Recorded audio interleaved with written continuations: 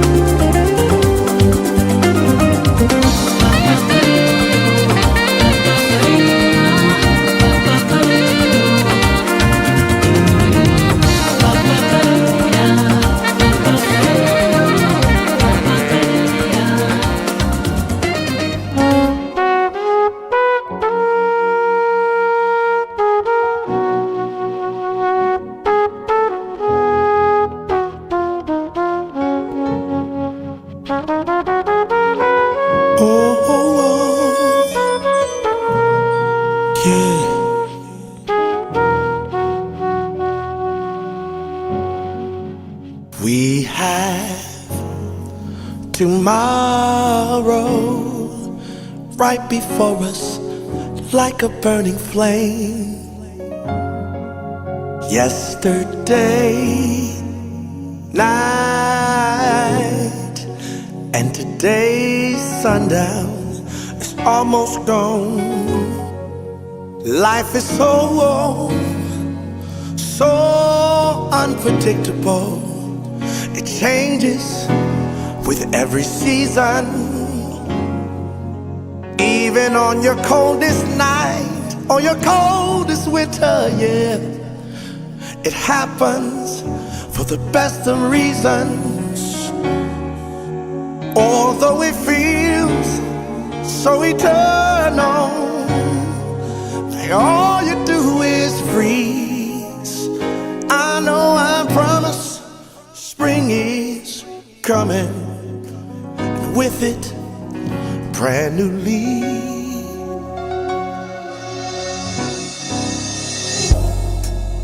Roses aren't always red, and violets aren't always blue, no.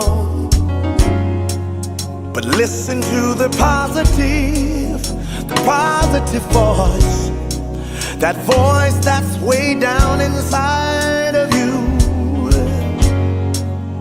Future is uncertain. It's so hard for us to see what tomorrow is holding for you and me. Although it feels so eternal, that all you ever do is freeze. Oh, I promise, spring is coming, with it, brand new leaves, brand new leaves, yeah.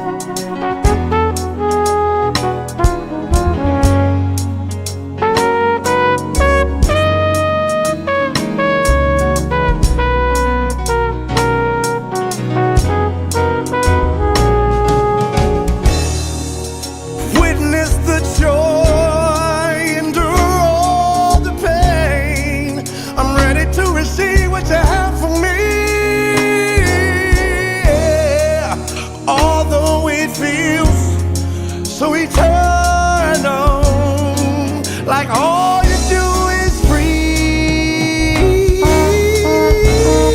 I promise spring is coming. Oh, oh, oh. I promise spring is coming. Yeah, I know, spring is coming. And with it, brand new leaves.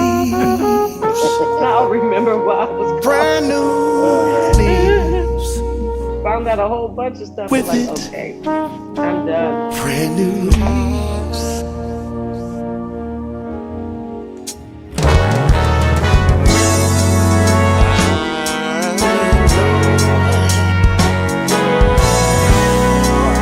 In the morning time, brand new leaves. Something about the tree of life. Can I get a witness? Oh,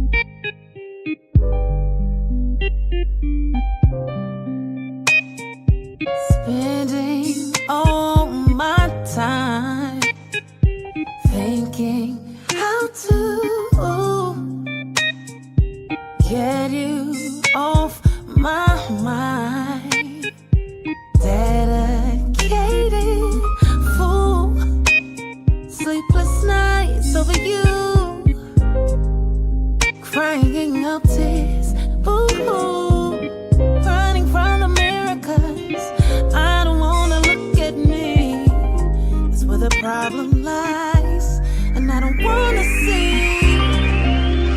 It's been me all along, going strong. I chose this life.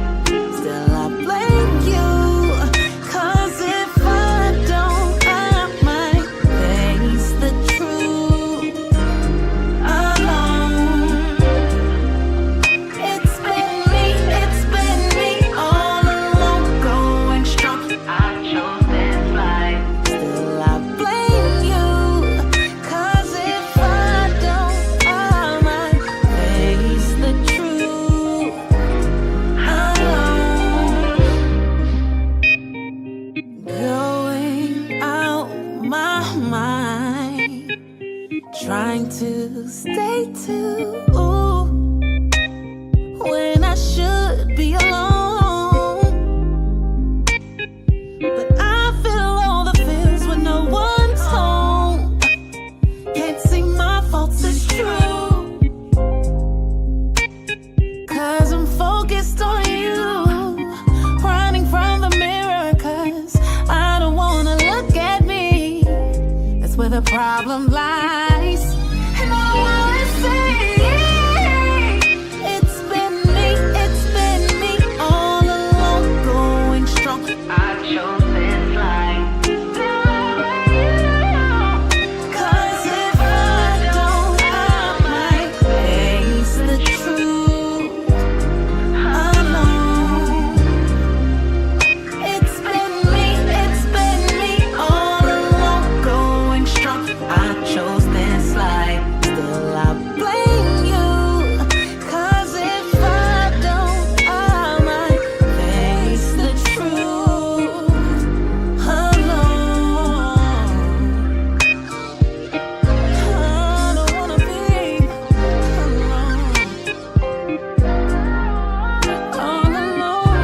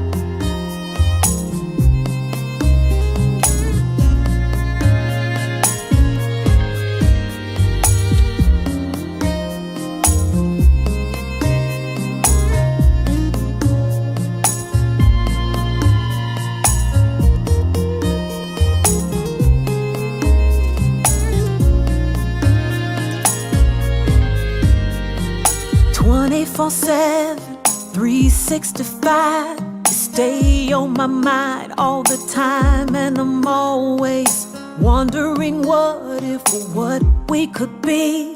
I smile at all the possibilities. Sorry I ran. I had so much fear, because I've been hurt before. Now that I'm let down, my God, I wanna be here. 'Cause you make me say, ooh, ooh, ooh.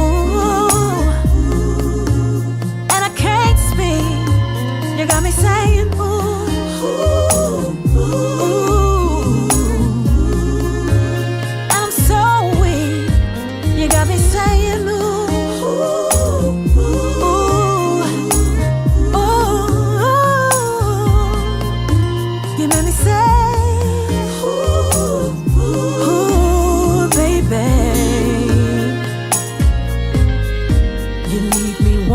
For nothing, I'm satisfied with the way that you love me, how you provide everything that I need.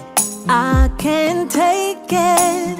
I'm so mad about all the time I've wasted. Sorry I ran so long. Sorry I ran so long. I had so much fear, 'cause I've been hurt before. Now that I'm let down my guard, I wanna be here. I wanna be here. 'Cause you make me say ooh, ooh, ooh. And I can't speak. You got me saying ooh, ooh, ooh. I'm so weak. You got me saying ooh, ooh, ooh, ooh. You made me say ooh, ooh, baby. I get so speechless whenever I'm next to you. When we get in love, ooh, when we get in the groove, I swear to God, you know just what to do to make me say. You got me saying ooh, ooh, ooh. Do it again, baby. And when you look at me, and when you're touching me, and when you're loving me, ooh, oh, ooh, yeah, oh, yeah, oh, you make me say, ooh.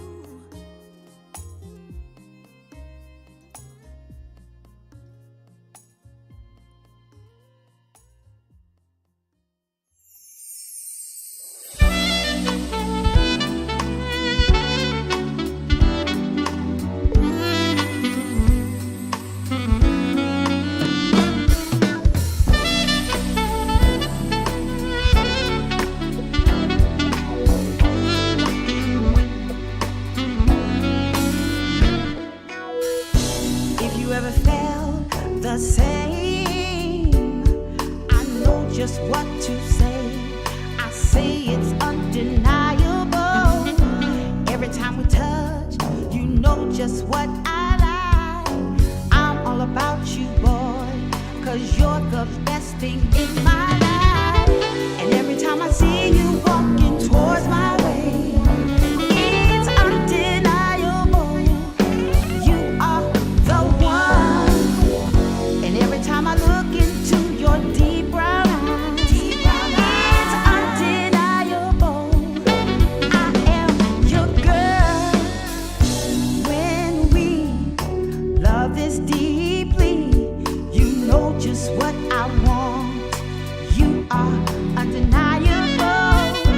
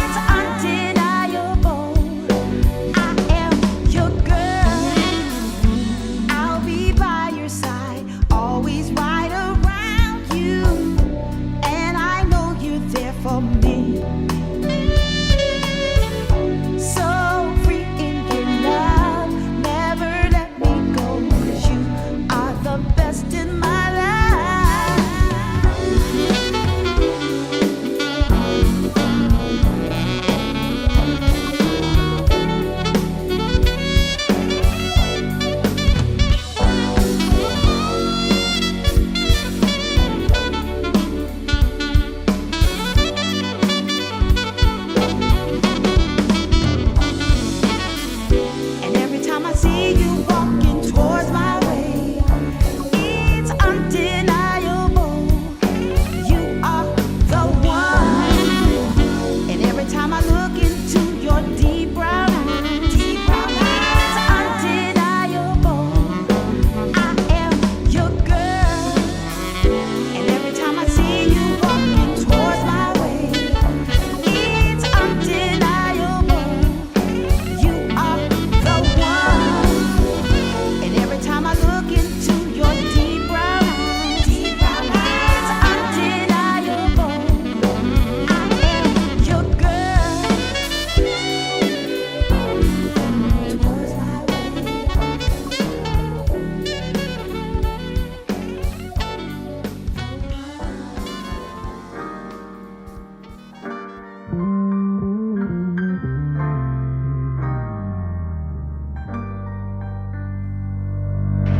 Do you think that everything's about you? Never wanna hear what anyone else goes through. Well, I'ma tell you what you don't want to hear, and I'ma make it crystal clear. Here, yeah. Taking it back. You don't know my whole history. Taking it back. 'Cause you didn't get the best of me. Taking it back. You don't know my whole history. Taking it back. 'Cause you didn't get the best of me. Taking the time out to work on me. Walk through the dark of uncertainty.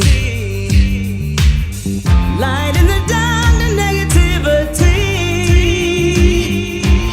It's like I'm on a ship about to sea.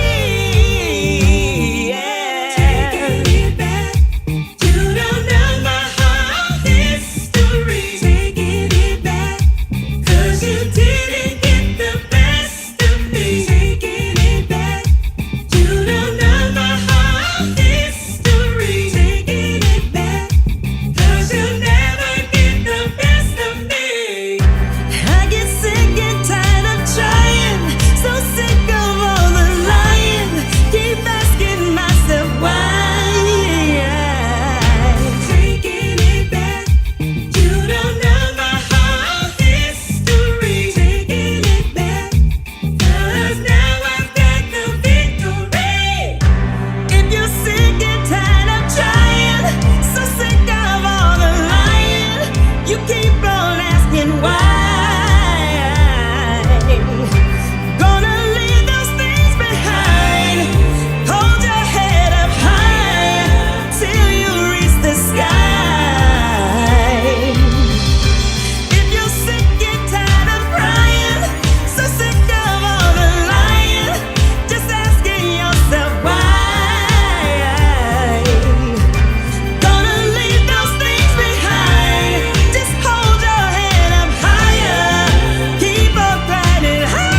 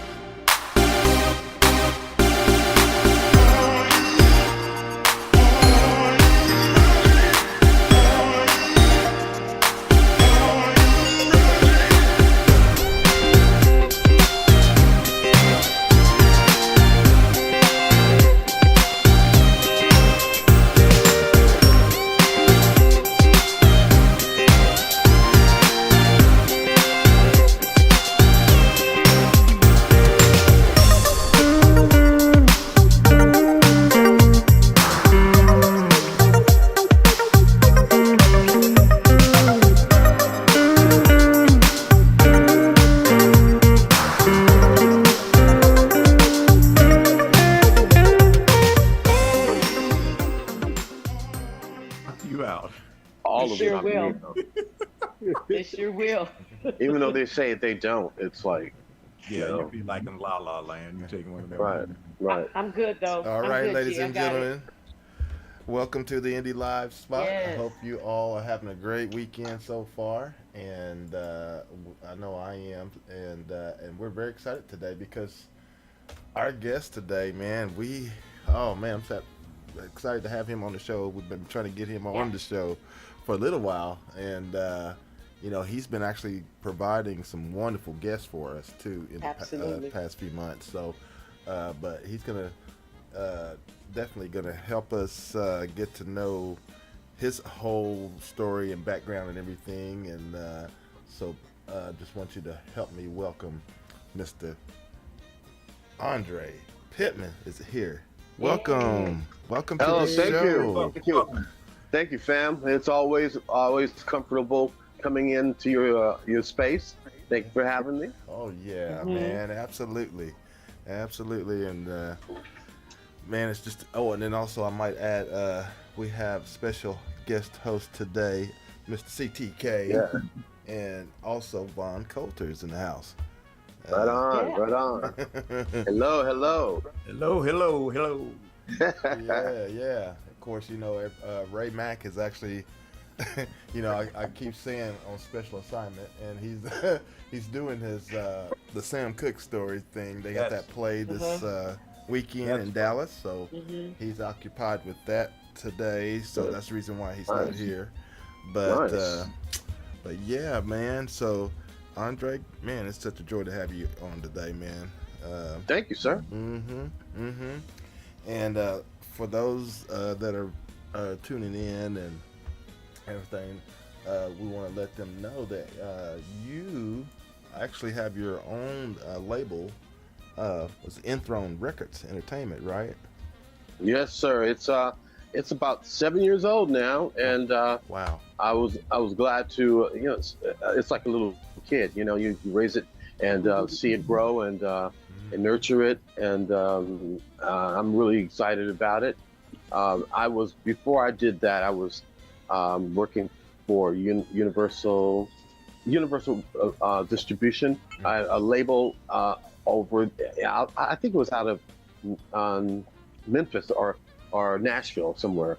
And before I did that, I was the third day I on the job. I signed Tito Jackson on his single. Oh man! But we found out there were some problems with the single being released, and then I got the guy, the owner of the label, to sign him because he was visiting his sister-in-law at the time at Graceland, because Michael had married Elvis's daughter. Right. So that's where that was. And so we got it signed, and something happened at Universal here. I found out there was some discrepancies with the label, and I just started my own. And I started my own label. I do give credit to Cheryl Cooley of Climax, because she wanted me to come over there, check it out, and I did, and here we are today. I had to start in Rome. Yeah, and of course, Wow. You guys are off camera for some reason. Oh, We are? I see. I can see it. If you can see me, I'm good. yeah, it's probably Yeah. something on your end the way you had see me? yours set up. Okay. But you Okay, we're good. all of you are. I can see everybody. Right. So. Okay. Yeah. Okay. But that's awesome, man. And yeah, Cheryl, I remember you had her come on our show too as well. So it was great to have her here on as a guest. And of course, like I said, all the myriad of all the other artists that you have sent our way. A lot of them on your label, and man, it's just wonderful.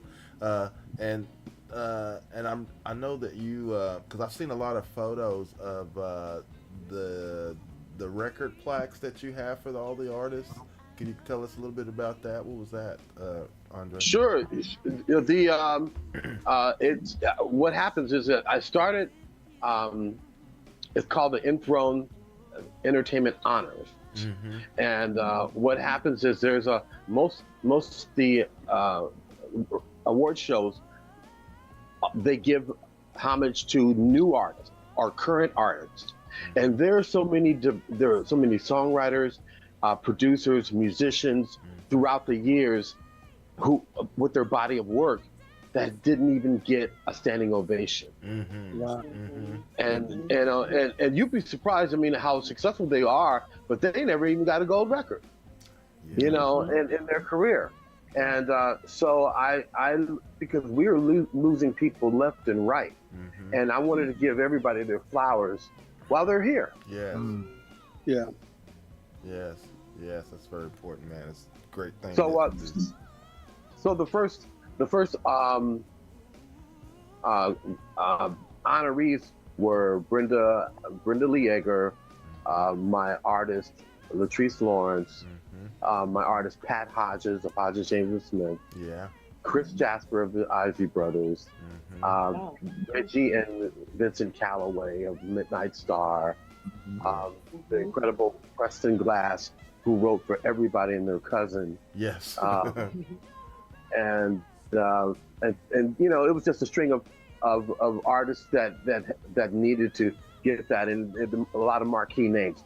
The thing is it's about not about the award, is about who you give it to, and that's what makes it valuable. You know, I remember when the Academy, I mean, the American Music Awards started. Their first artists were Gladys Knight and the Pips and Jackson 5, and they shot it. They did it here at the Palladium on Sunset, and it was and the consistency of going on and on and on. That's what builds, you know, builds the brand.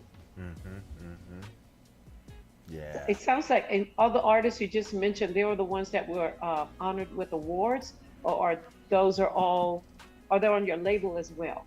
They were honored with the awards because of their body of work. They're not on my label.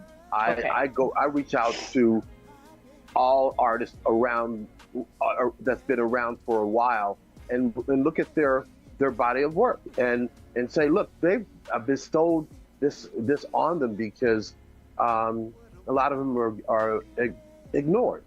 And again, like I said, you know, because of COVID, we're losing a lot of people, you know, and I wanted to give them their due.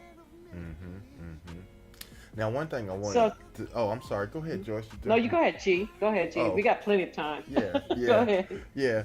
Now, before you started your label and got that jumping off, I know you always have been with, what's it, the Warner Brothers group?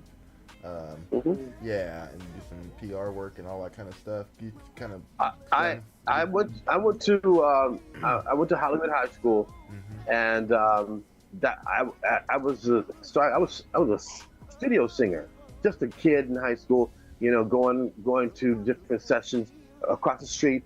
There was Lecture Asylum, and then there was A&M Records on Sunset and Orange, and there's a IHOP on that corner.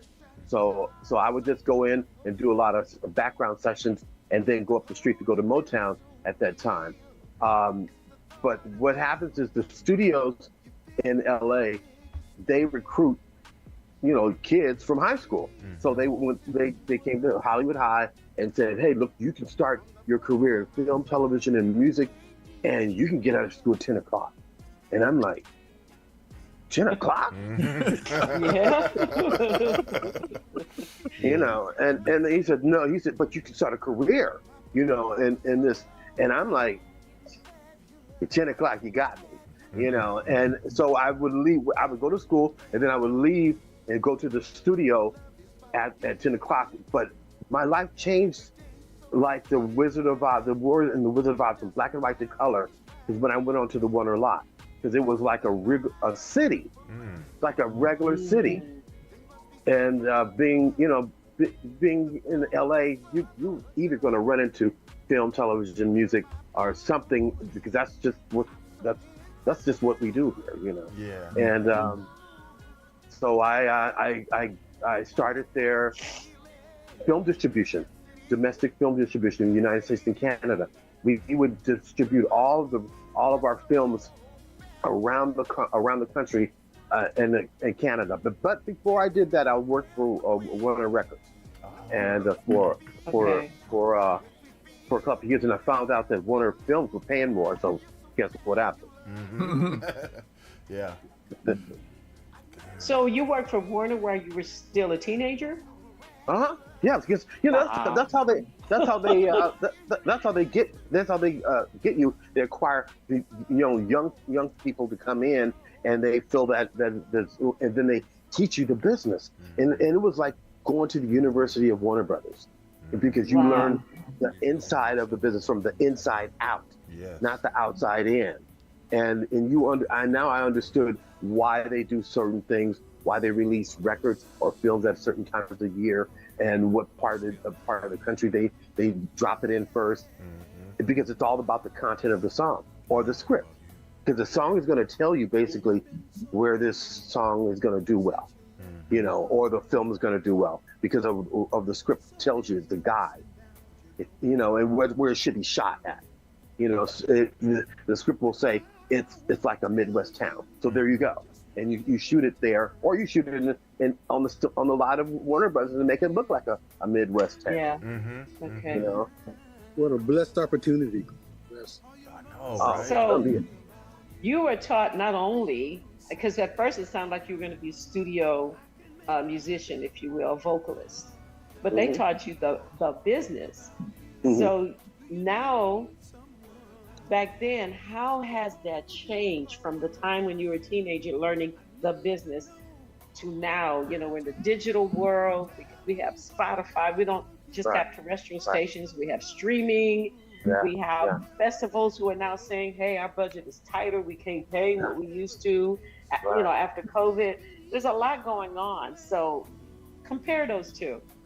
Well, what happens is the framework stays the same in Hollywood, and I don't mean Hollywood being a city is wherever a camera is, but the framework stays the same. Technology will come and go. People will come and go. Technology will come in. Technology will come out. But the framework of making films and music are the same.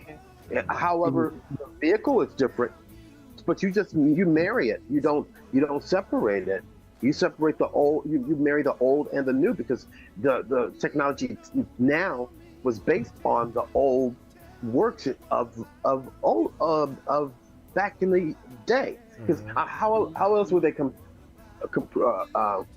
computerize their technology if they don't base it on the past? Yeah. That's true. That's true. I always said if you don't know about your past, how will you know where you're going? I think that's a true statement right there.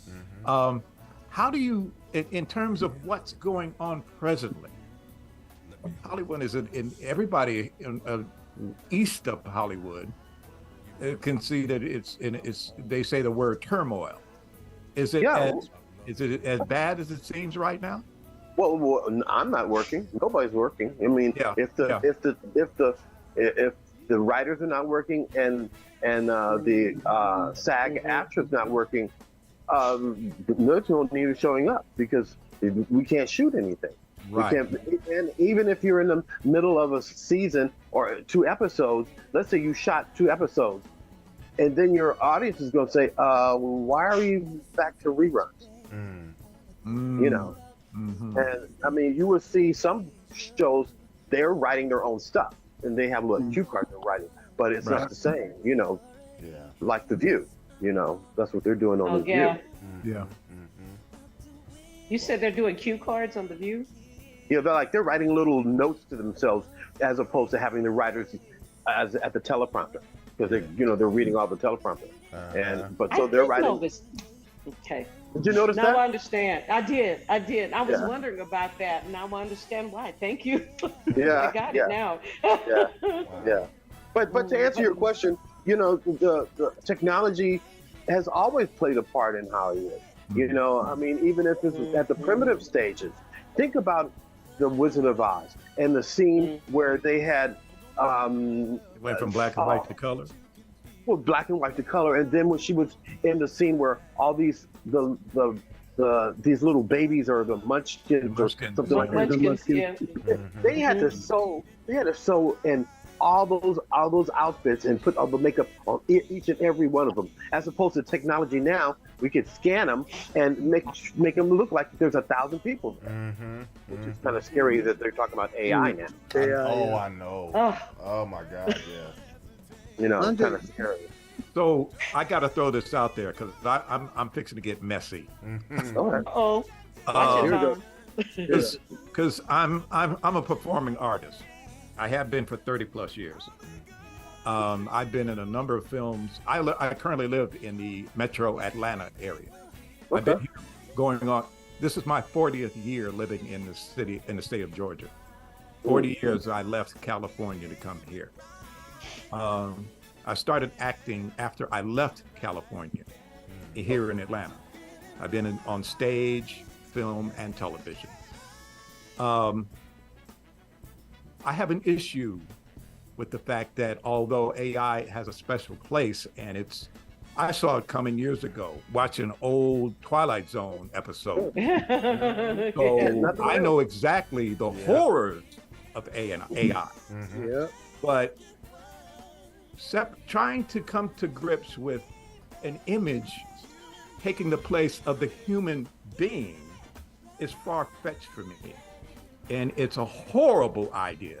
I totally agree. Because there's no way computers and anything technologically can encompass the human condition. They're messing with stuff that's wrong.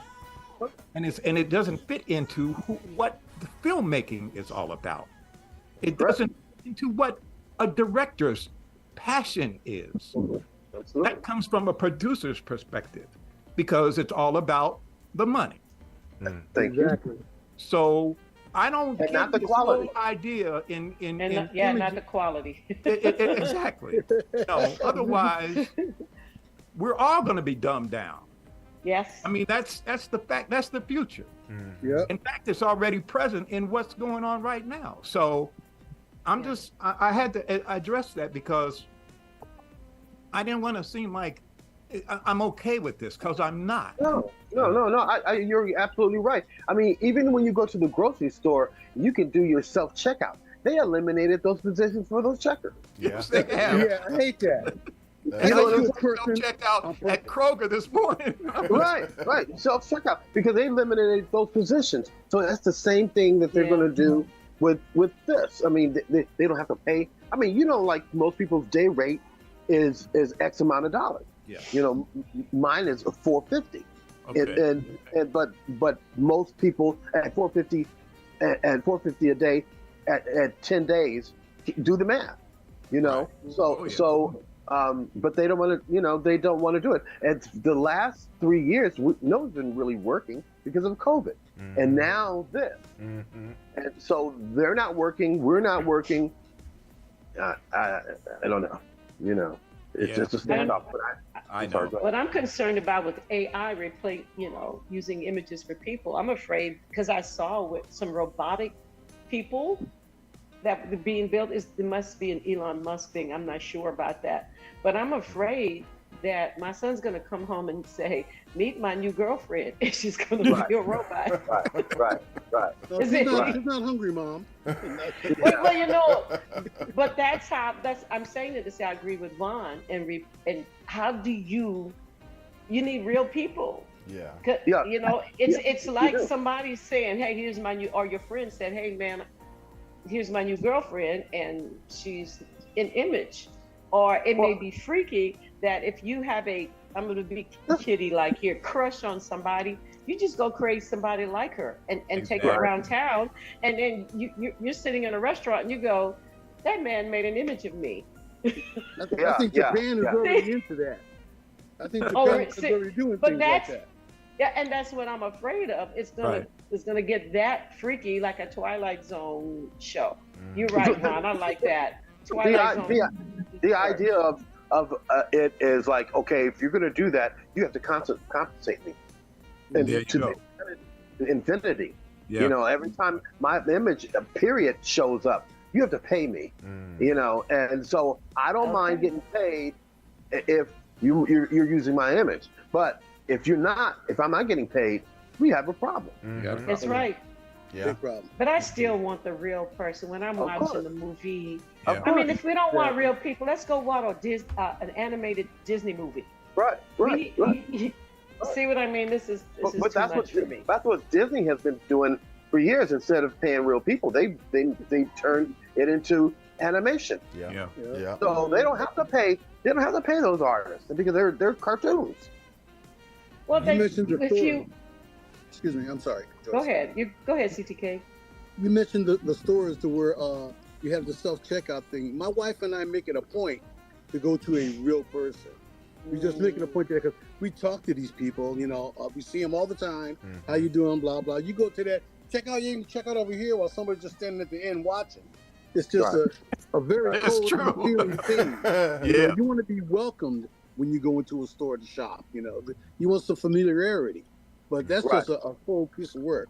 But we To make the sure bank, we go to everywhere you go, everywhere you go. Right. Yeah. Right. Yeah. But Japan is big on that.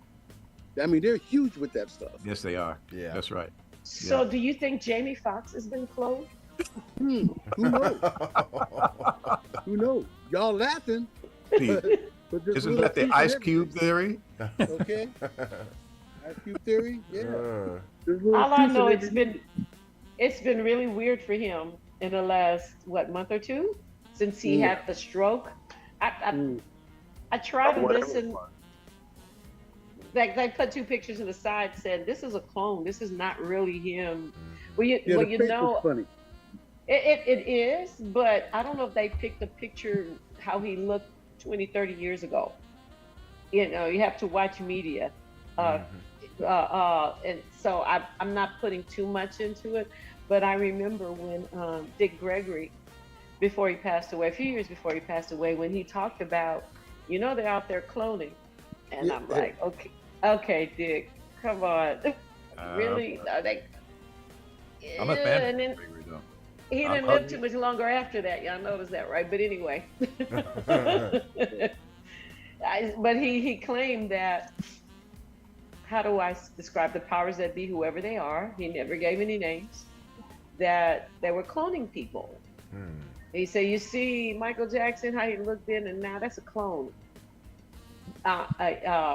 It would take a paradigm shift for me to understand that. Right. You know, while I respect him and he was right about a lot of things, that was the one thing I struggled with understanding. But I have an open mind, but I'm just not feeling that part of it. Right. I don't know. You better get used to it because they're cloning everything else. And they're not going to tell you everything they're cloning. But my thing is that if I say, while Michael Jackson was alive, they cloned him, wouldn't he call himself out? You know what I mean? And if they cloned him, he wouldn't be dead. Right. Because the reason why cloning is to make more money. So they're losing money if that was the case. So that's why I don't buy it, because if that was the case, he would still be doing the moonwalk and making money for those people. Yeah. Right. Because if you're dead, you don't make any money. Not unless you know, of course, the residuals on film. Right. Yeah. Well, of course, yeah. So that's why I struggle. If I'm they like owned you, his Andre. masters and released them again, so Maybe they just have him doing holograms. He's alive and just have him do holograms. Yeah. You know. Wasn't that they did a hologram of Tupac at a concert? Yeah. Remember they did a hologram of Michael on one music show? There was one music show they did a hologram of Michael. Wow. I don't know anything about that one. Oh, that one escapes me. Yeah, I mean it was a huge award show. It was something like 5 years ago. And it was a huge show, and they would announce it, Michael Jackson, you know, on video, blah, blah, whatever. And it looked like he was actually on the stage performing. Right. Wow. I guess they won't be booking ACTK. They don't need to book us anymore for parties. Just to the hologram. Hey, they ain't booking us now. What you talking about? We're used to that. We can't go nowhere else but up. Yeah, well, that part. Yeah, 2020 was that was a transition for me. 2020. Yes. And things were picking up right before 22, and I was so excited. Wasn't I'm it? like, oh, I just came back from Colorado Springs. I've been asked to come back. I got this going on, and all of a sudden things, and I had to reinvent in a sense. But when I did a backyard live stream, Hmm. uh, I did and posted, did it live. I got 4 bookings after that to do backyard shows Hmm. Yeah. because people were desperate for something different. So Right. I didn't know what I was doing. Sometimes you just have to jump in 6 feet of water and try something. If it doesn't work, you've lost it. You had nothing in the beginning, but I got 4 bookings the next month. People said, "Oh, you know what? Can you do a backyard party for me?" And loved how one lady, she just took to pay me and to pay me well. She had everybody coming, pay to come to Wow. the party.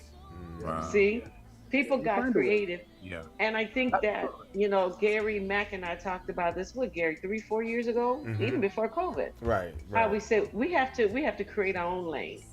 Exactly. Yeah. We have to create our lane. Just figure it out, and don't Yeah. be afraid. When my son was 4 years old, I saw how he was figuring computers out. So how did you figure it out? I went to control panel and fixed it, and I'm like, you're 4. And I said, the secret to why they learn? They're not afraid. Right. Right. They jump in and they go, figure it out. Okay, I messed up. Let's try again, and they figure it out. So I think that's where I am right now. I realized, let me just try it, even at my age. Let me figure this out. You see babies, the 3-year-olds. Excuse me. I'm sorry. You see babies, the 3-year-olds scrolling on phones, on iPhones, Yeah. and they're figuring out and playing these games, and they're like 2, 3 years old, and you're like Hmm. crying when Well, you take the phone away. But to be honest with you, I think it has been consistent. And when everyone was a kid, when you talk to your parents, you as a kid were doing things that they weren't doing because Right. kids don't have nothing else to do. What else? They ain't got to go to work. They don't have to worry about a mortgage. They don't have any of that stuff. So why not be good at what you're doing? Yeah. Right, that part. Under COVID, I released 2 singles on. I did a population with the Climax Corporation with Universal, LA, and we released 2. I released this compilation, and I had 2 singles out of that compilation. The next week, when it was released, COVID hit, and it really shut Oh. down. But what I found out was I didn't know COVID or what they called it. They called it another name at the time. But I didn't know what COVID was. But I found out that it does not stop digital music. It stops live music. So what happens is Yeah. I just went on full steam promoting and pushing those 2 singles, and it went to iHeart Radio, and it went to all the platforms because people were at home either making babies or listening to music or film. So I figured you might as well listen to music while you're doing it. So I had my artist, the Latrice Lawrence. I said, you don't have a staff, you don't have a camera person because nobody's coming out to your house nowhere. So you're gonna have to start doing this yourself. You're gonna have to start being a cameraman. You have to start being an audio person, the makeup, and all that stuff. Yeah. And kicking and screaming, she did it. And now it's like she's glad that she did it because hindsight is 2020. And you appreciate all those people that on set doing all these other things that you don't want to do now that you've done it to make you look good and sound good. That's right. So yeah. I like how you with being say a that. gopher. That's for sure. Yeah, because I remember a few years ago, I told my band, I said, everybody needs to lead a band.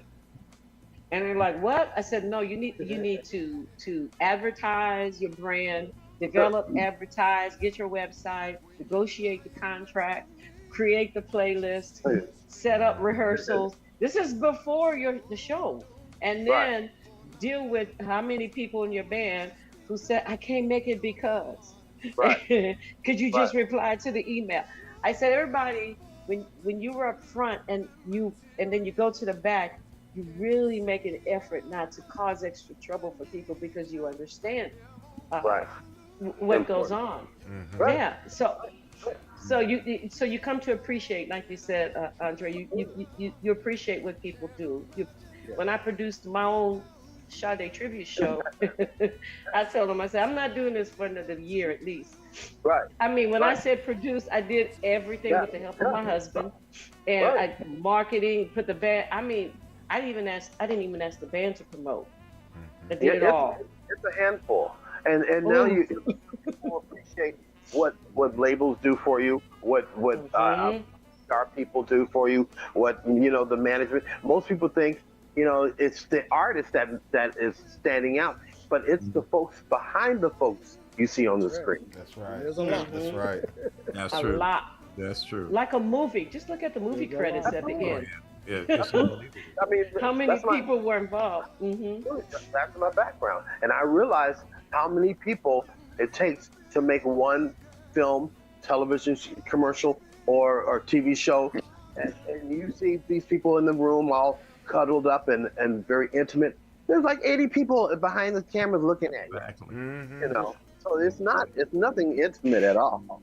Yeah.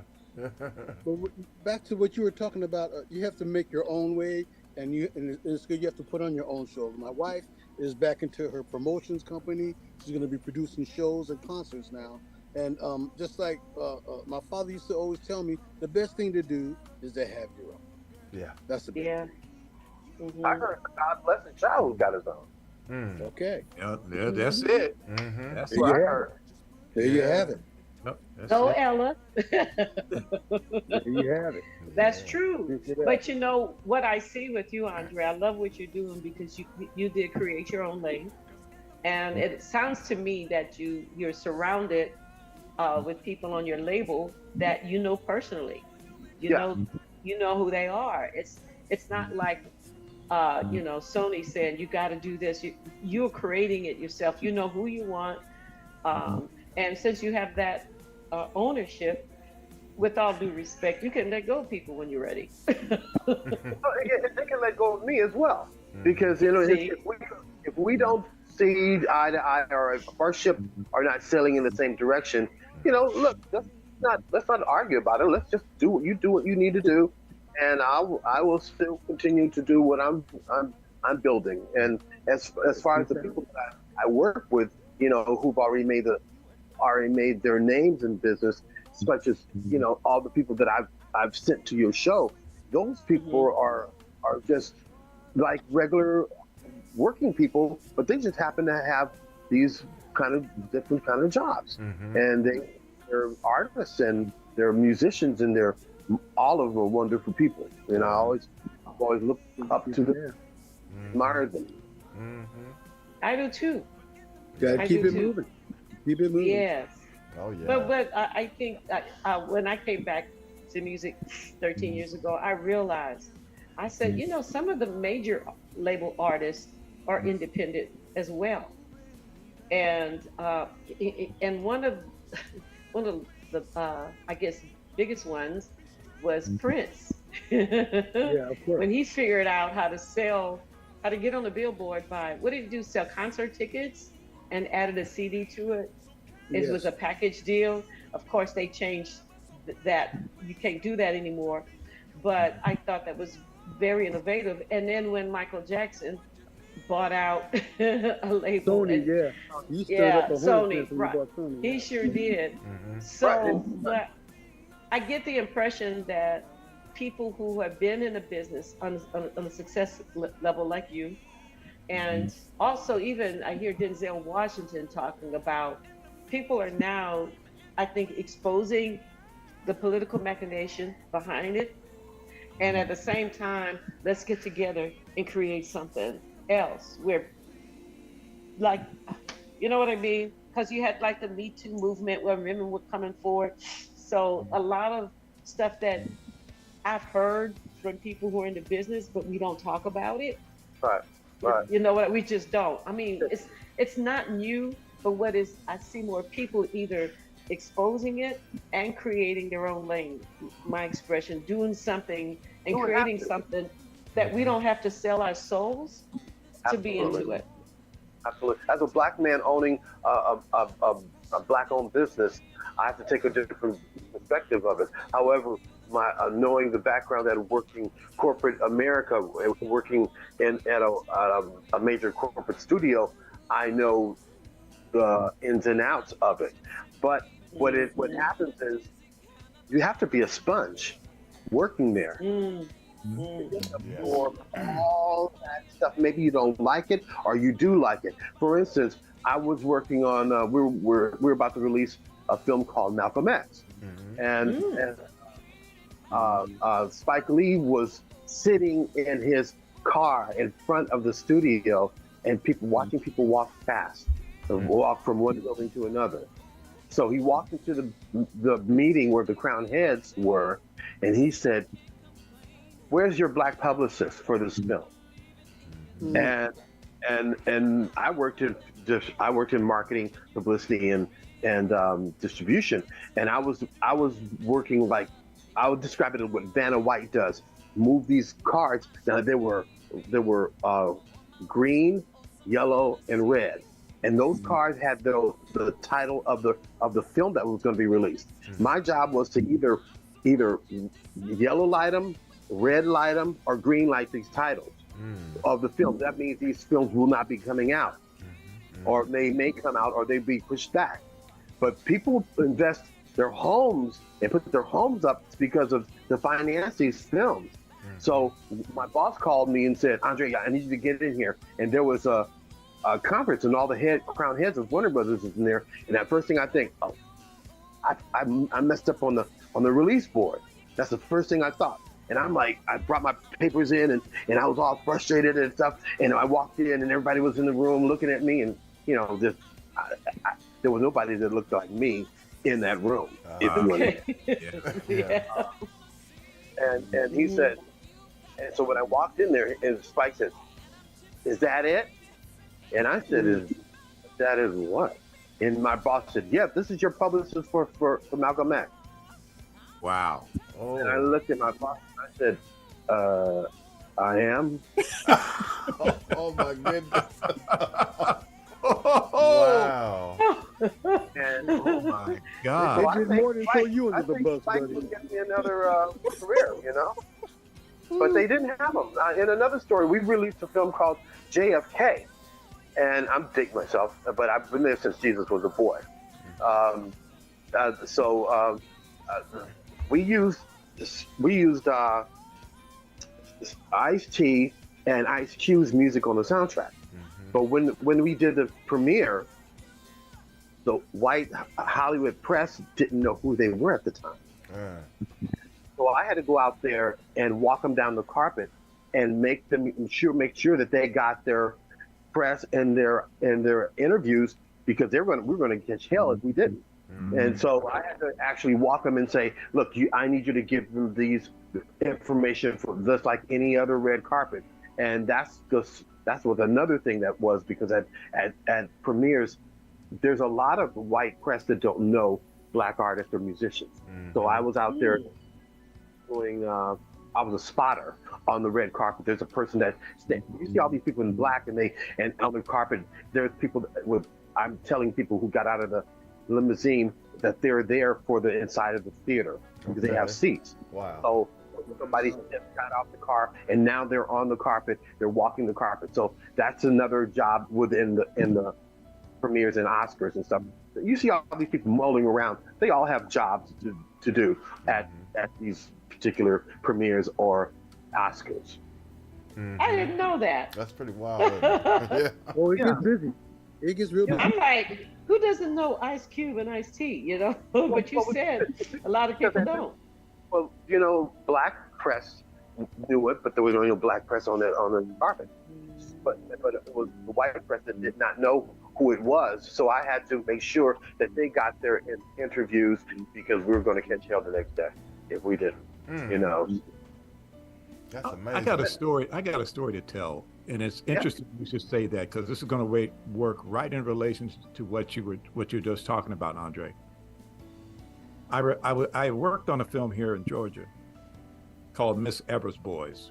It was an HBO production. Yeah, I remember that. Yeah. And it was me and Lawrence Fishburne, Oba Babatunde, Tom Gossam, we were the boys. And so, we had the premiere and everything at the Warner Brother backlot. Oh. So we flew out. I took the train, me and my wife and my son.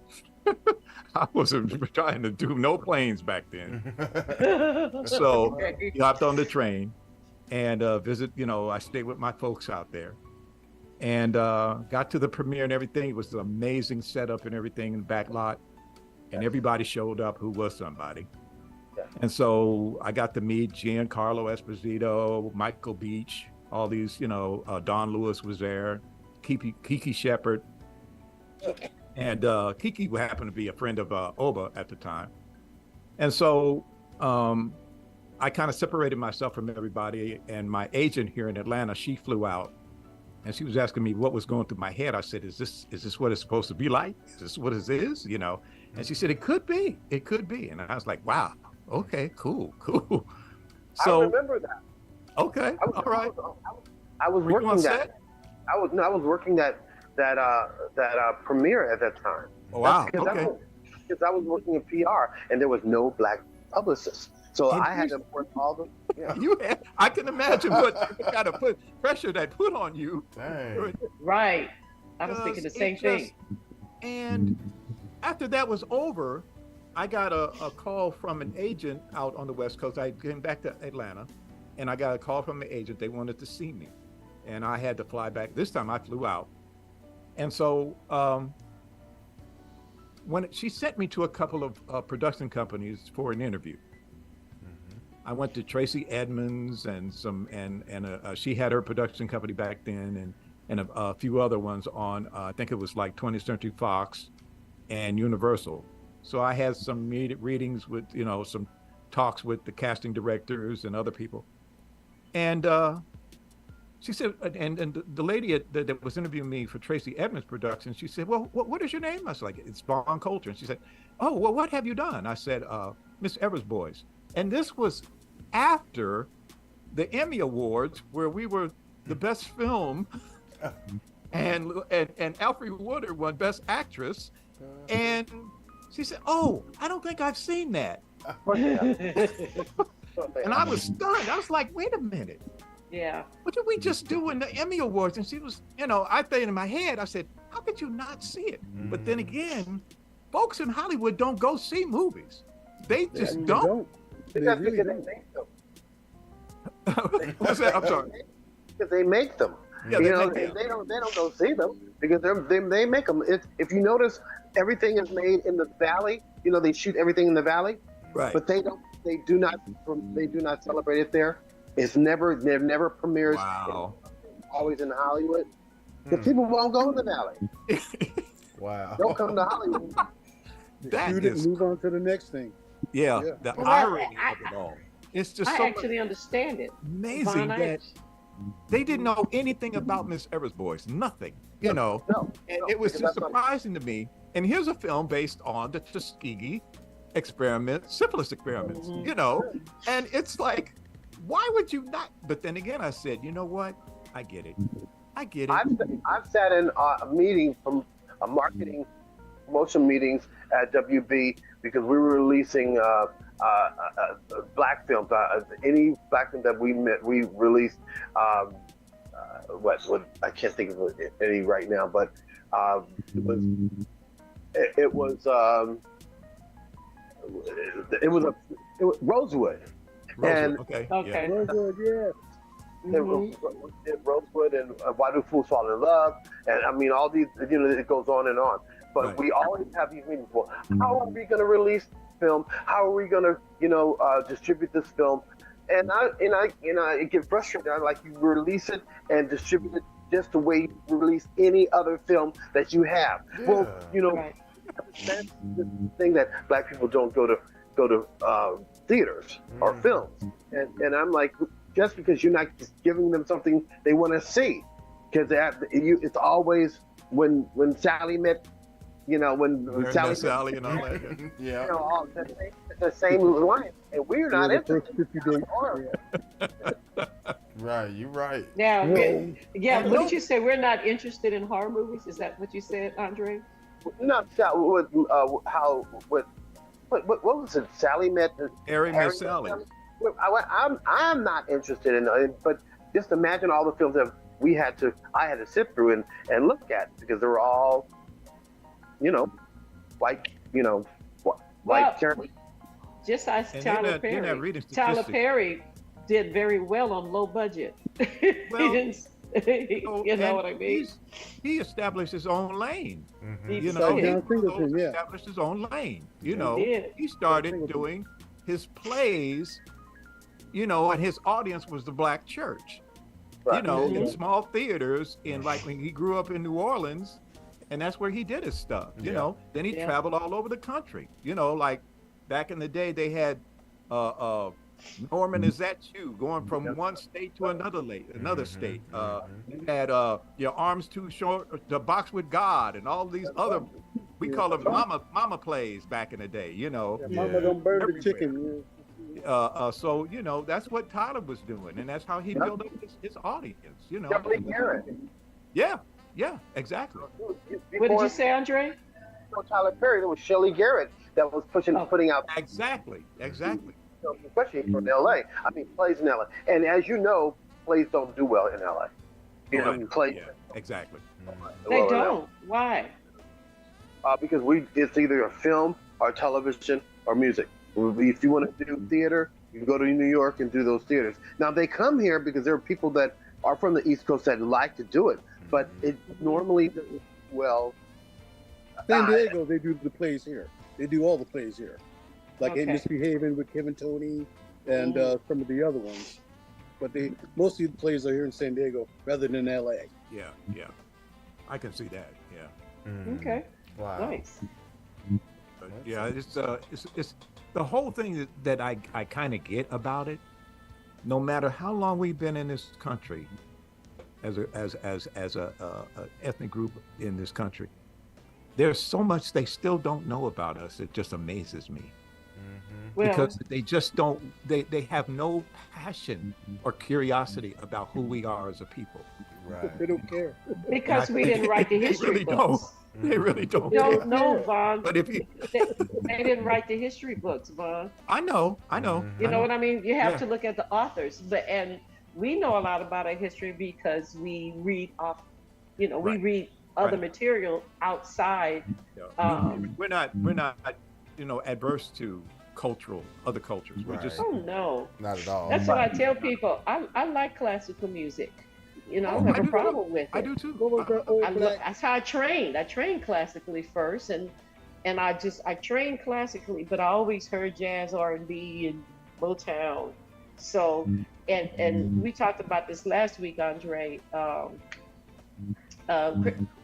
Christian was on, I think was on, yeah, and that there's been so much development in music, no matter what genre, whether it's classical, jazz, soul, R&B, rock and roll, whatever you want to call it, that now I think that since we've been exposed to so much, that people now are merging genres and fusion, like jazz fusion.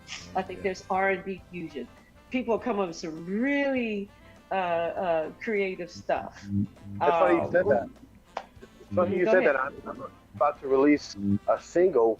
I'm signing in two new artists, and one of them, the song is a classical song, Madame Butterfly, and I have this guy who's rapping on it. So that's like walked this way.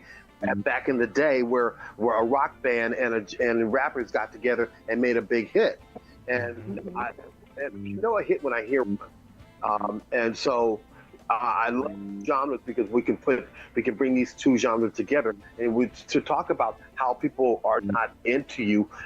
That's why a lot of artists cover other artists' songs. For instance, Pat Boone covered most of Little Richard's stuff. And Lord, here go Pat Boone again. That's a trigger. That's a trigger for me.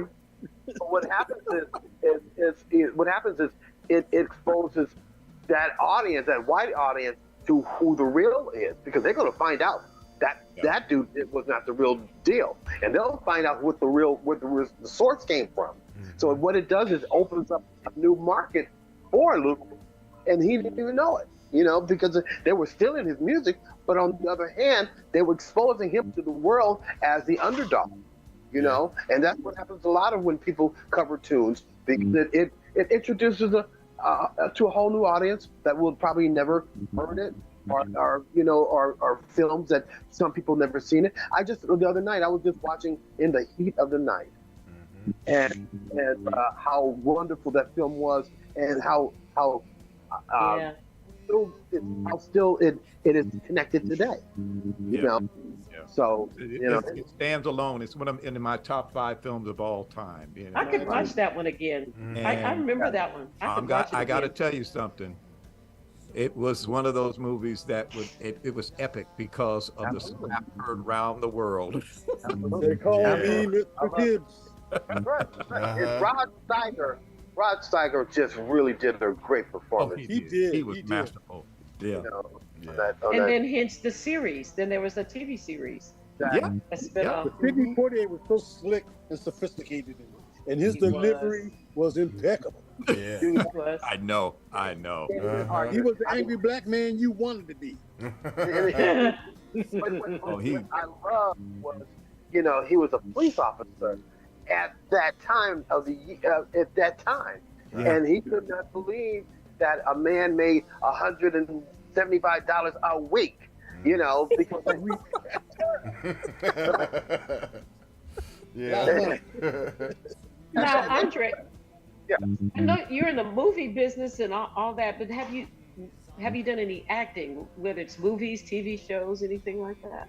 Well, when I was a kid, I did an opera for 3 seasons. Wow. And I was a kid. I was singing a soprano. The opera was called The Mall in the Night Visit, and I had to study for it.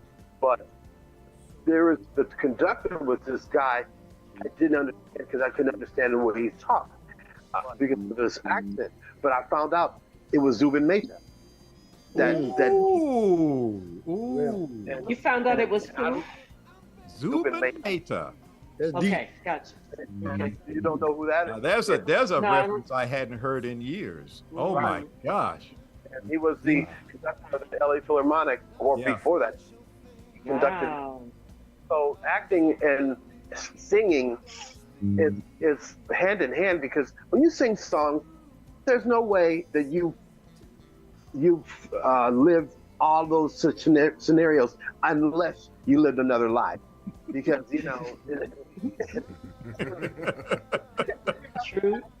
You have to act like it's true when you're singing or performing. Even when you're performing an instrument, you still have to put that attitude into that instrument and act like you were, it's it. So, yes, to answer your question, yes.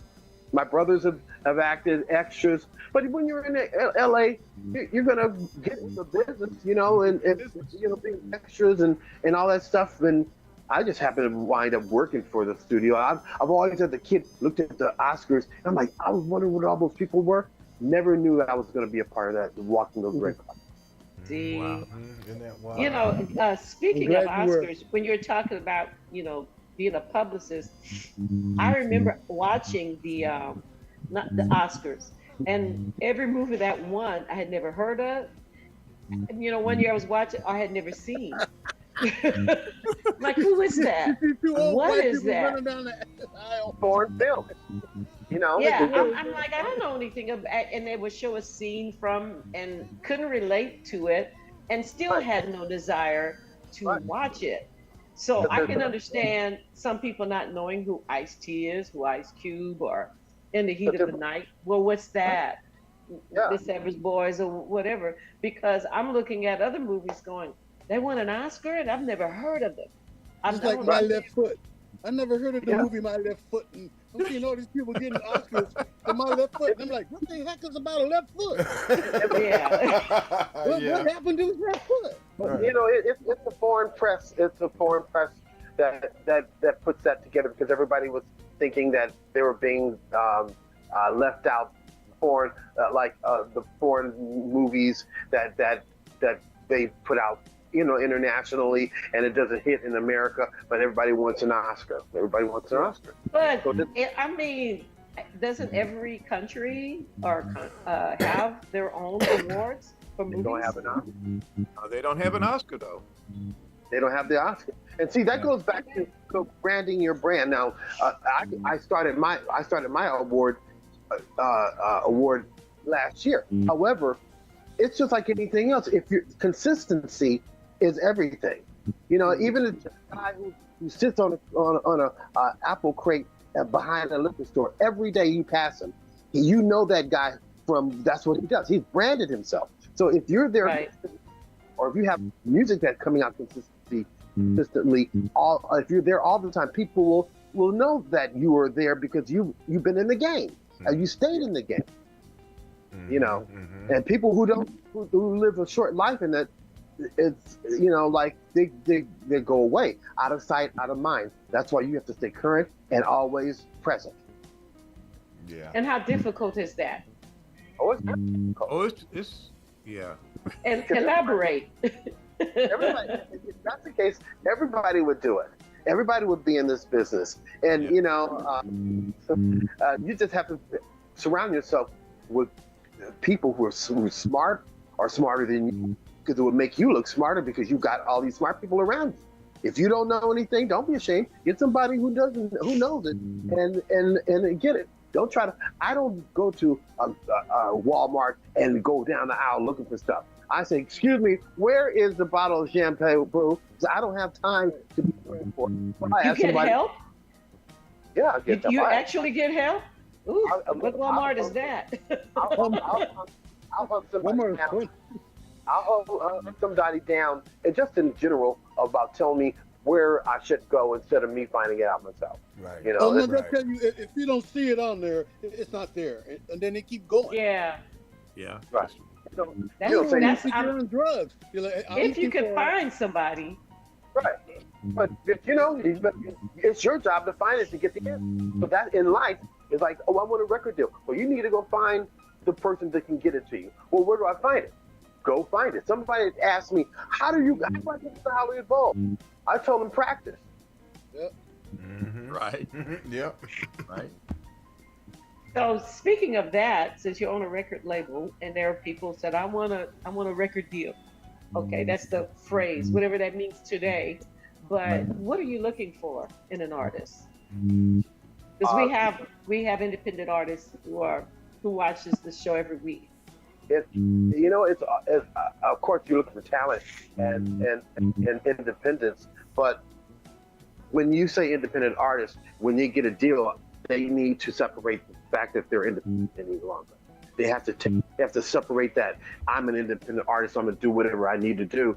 Well, that means you don't need me, because if that's what you do, if that's the case, you're gonna. And if you still have that mentality as I'm an independent artist, you're gonna do independent things, but still having a label. So if that's the case, you don't need a label. You're gonna do it yourself and fail because you don't have the Rolodex.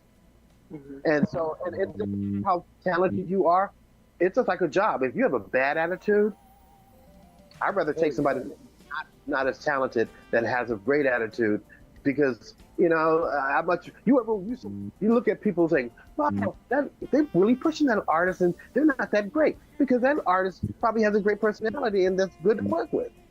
Some people are talented as they're so talented, they have a lot of talent, but they're close to their head and you can't work with them. Right. The labels will ask you to do this, or shoot this little mini congratulations thing, or whatever they need to do, a promotion. And they say, well, I don't want to do the promotion. I shouldn't have to do the promotion. Okay, don't do it, because it's going to affect your sales. That's trouble. So I'm looking for people who are talented and who have a business hand. And because if you come to me, I'm here for your help. Because you don't go to your mechanic and tell them how to fix your car. Right. There it is. Yes. There you go. There it is. There you go. I like that. Okay. I like that a lot. Yeah. And also, let me get the names right. Ice Cube. What do you think about Ice Cube, who is in the movie and the music industry? Now he's doing, what's it called? Politics. 3 on 3? Yeah, Oh. well, it is politics too. He's in the media a lot now. He's on a campaign doing podcasts because he feels like the NBA is, we find the right word, challenging him, feeling that what he's doing is going to interfere, but he doesn't feel.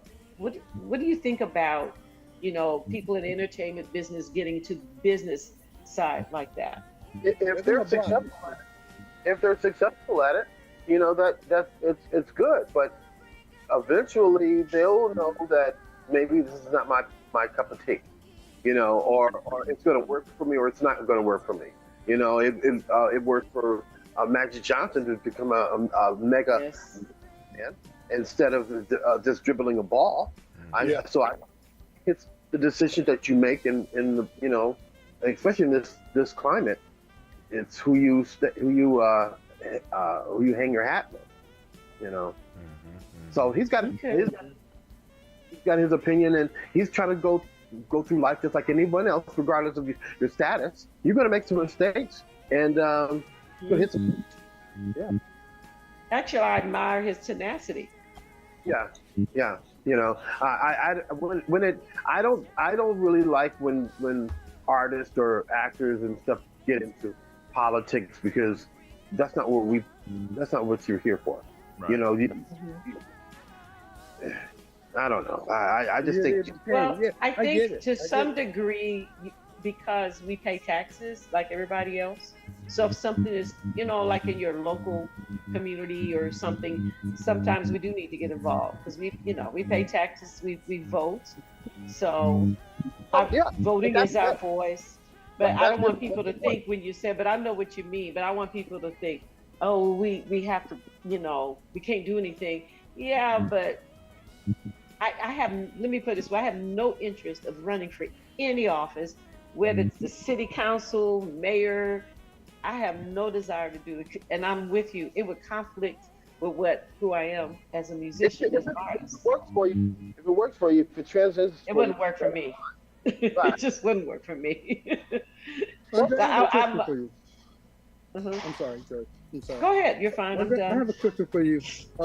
Someone once said that in order to make it, you needed two things. They said one is talent, and the other one was money. And they said whatever one you don't have, you need to get. What are your thoughts on that? I think it's true. Because the thing is, a lot of people, either you're making a film or you're making a song, and then you spent all your money on making that film, or you spent all your money on making that song, and now you heard it except you and your family. And you say, that's a hit. I'm like, no, that's a song that ain't nobody heard of. Or that's a film that nobody heard of. You have to go through the machine to get this thing out there. Because you're coming to a label or you're coming to a studio to put this thing out to the world. So there's going to be things that you're going to have to come up with some money, because these days, but let's go back. Back in the day, record companies would advance artists money, right? Yeah. Mm-hmm. I think that was a setup, because the thing is, if most of these artists, if they hadn't had $10,000 in their account, and all of a sudden you give them $10,000 in their account, do you pay for? They're going to actually appropriate that money for the studio and the rehearsals and all that stuff. It never happens, because they don't know how to work their money, their financial money. They go buy jewelry and houses. And that's why you see some people, you said, why are they so talented? Why are they making it there? Because they had one of the two things that they didn't have, they went and got. Yeah. Right.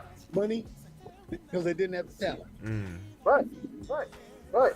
You're absolutely right. And that American president is everything to a lot of people. So But I'm sorry, go Joyce. ahead. You're fine. So, Andre, do you have any jazz artists on your label? not yet. The thing about, if I do, I personally need a vocalist on that song. I cannot have just an instrumental song because I have to sell this song. Not Right. just there's how many stations are out there? Well, I know it's only one in LA now. Right. You got it. Right. Yeah. I know that for a fact.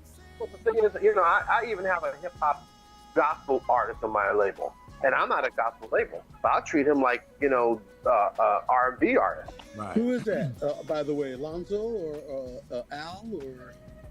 I'm sorry. Who is that? it? Gospel. What's the name? The Prophet Michael. He's got a single. He's got a single out called "God's on Fire" with Dietrich Haddon featuring Dietrich Haddon on the single, and it is it's a great song. It's just that you cannot go to a traditional church and play it. You have to get Right. a minister or the youth ministry to understand that song because traditional songs, churches are singing, "What a Friend We Have in Jesus," which is a great song. Don't get me wrong. Right. The young kids are not hearing that. No. Yeah, right. Not hearing that. No. So They ain't trying to either. Yeah. you look into the audience of a church and you see a sea of white hair or empty pews. Those young people are not going to church. It's not feeding them. So they're only going to eat what's put in front of them. Right. So if you're going to get them, you might as well get them a song like Kirk Franklin with the combination of that. They use R&B tracks and put contemporary lyrics. There's a combination for that success. Yeah. Yeah. Fred I Hammond will agree. tell you that for sure. Yeah. Yeah. Yeah, Prophet Michael, his he was on our show. I remember him. Really enjoyed Right. that. Yeah. Right. It was, And it's doing very well in London. And because my distribution deal is with the Universal UK, and so it's released over in London first, and they treat black music as like gold, and here it's a pewter. Isn't that the truth? Yeah. I always Yeah. wondered about that. That's awful. That is Yeah. awful. So that's it to answer your question. It's Right. like, for instance, Anthony Lewis. Most of his songs, especially the Sun Goddess on it. Right. It was all instrumental, but he backed it up with Earth, Wind, and Fire's talent and all their vocal stuff. Yeah. So that makes you can sell it on the jazz label on jazz radio at the time it was, but now you can also sell it on R&B radio. Yeah, because I'm thinking about when that song came out, you had K-Day, you had KJLH, you had K-Ace, you had all of those radio stations playing that, not just jazz stations. Absolutely. Right, absolutely. Absolutely. You can split it just like these hip hop gospel songs or Kirk Franklin Mary combination. Again, they're using R&B tracks, which Right. which already fits into radio's format, and they just sprinkled it with contemporary lyrics, which Right. they're really listen to it. These kids are bumping with the music, but they're listening to, they're starting to hear the lyrics, and they're like, "Oh, this is not an R&B song. This is a R&B gospel song." Yeah. And that's how you sell it. You can sell it. well, gotta sell it. it's just like "I'll Take You There" and "Oh Happy Days." They crossed over too. Those are gospel songs that crossed over. Yeah, make it like fun with Gina Bell. Most people thought that was an R&B song, but when you really listen to it, it was a contemporary gospel song. So And some people in church really, they've been criticized for doing that. Yeah. I know one artist that was, and her name was Aretha Franklin. Yeah. She came from the church and was queen of God, the queen of soul. Yeah. So, I mean, Ray Charles too. I was gonna say Ray Charles. Yeah. They, came out with their song, and you thought it was Yeah. an R&B song. Who was that? Mary. Mary, yeah. Yeah. Oh, I love Mary. Love their music. But their producer made it out of straight up R&B song, and when you listen to the lyrics, you think it was an R&B song, but if you really listen to it, it's not. You know, right?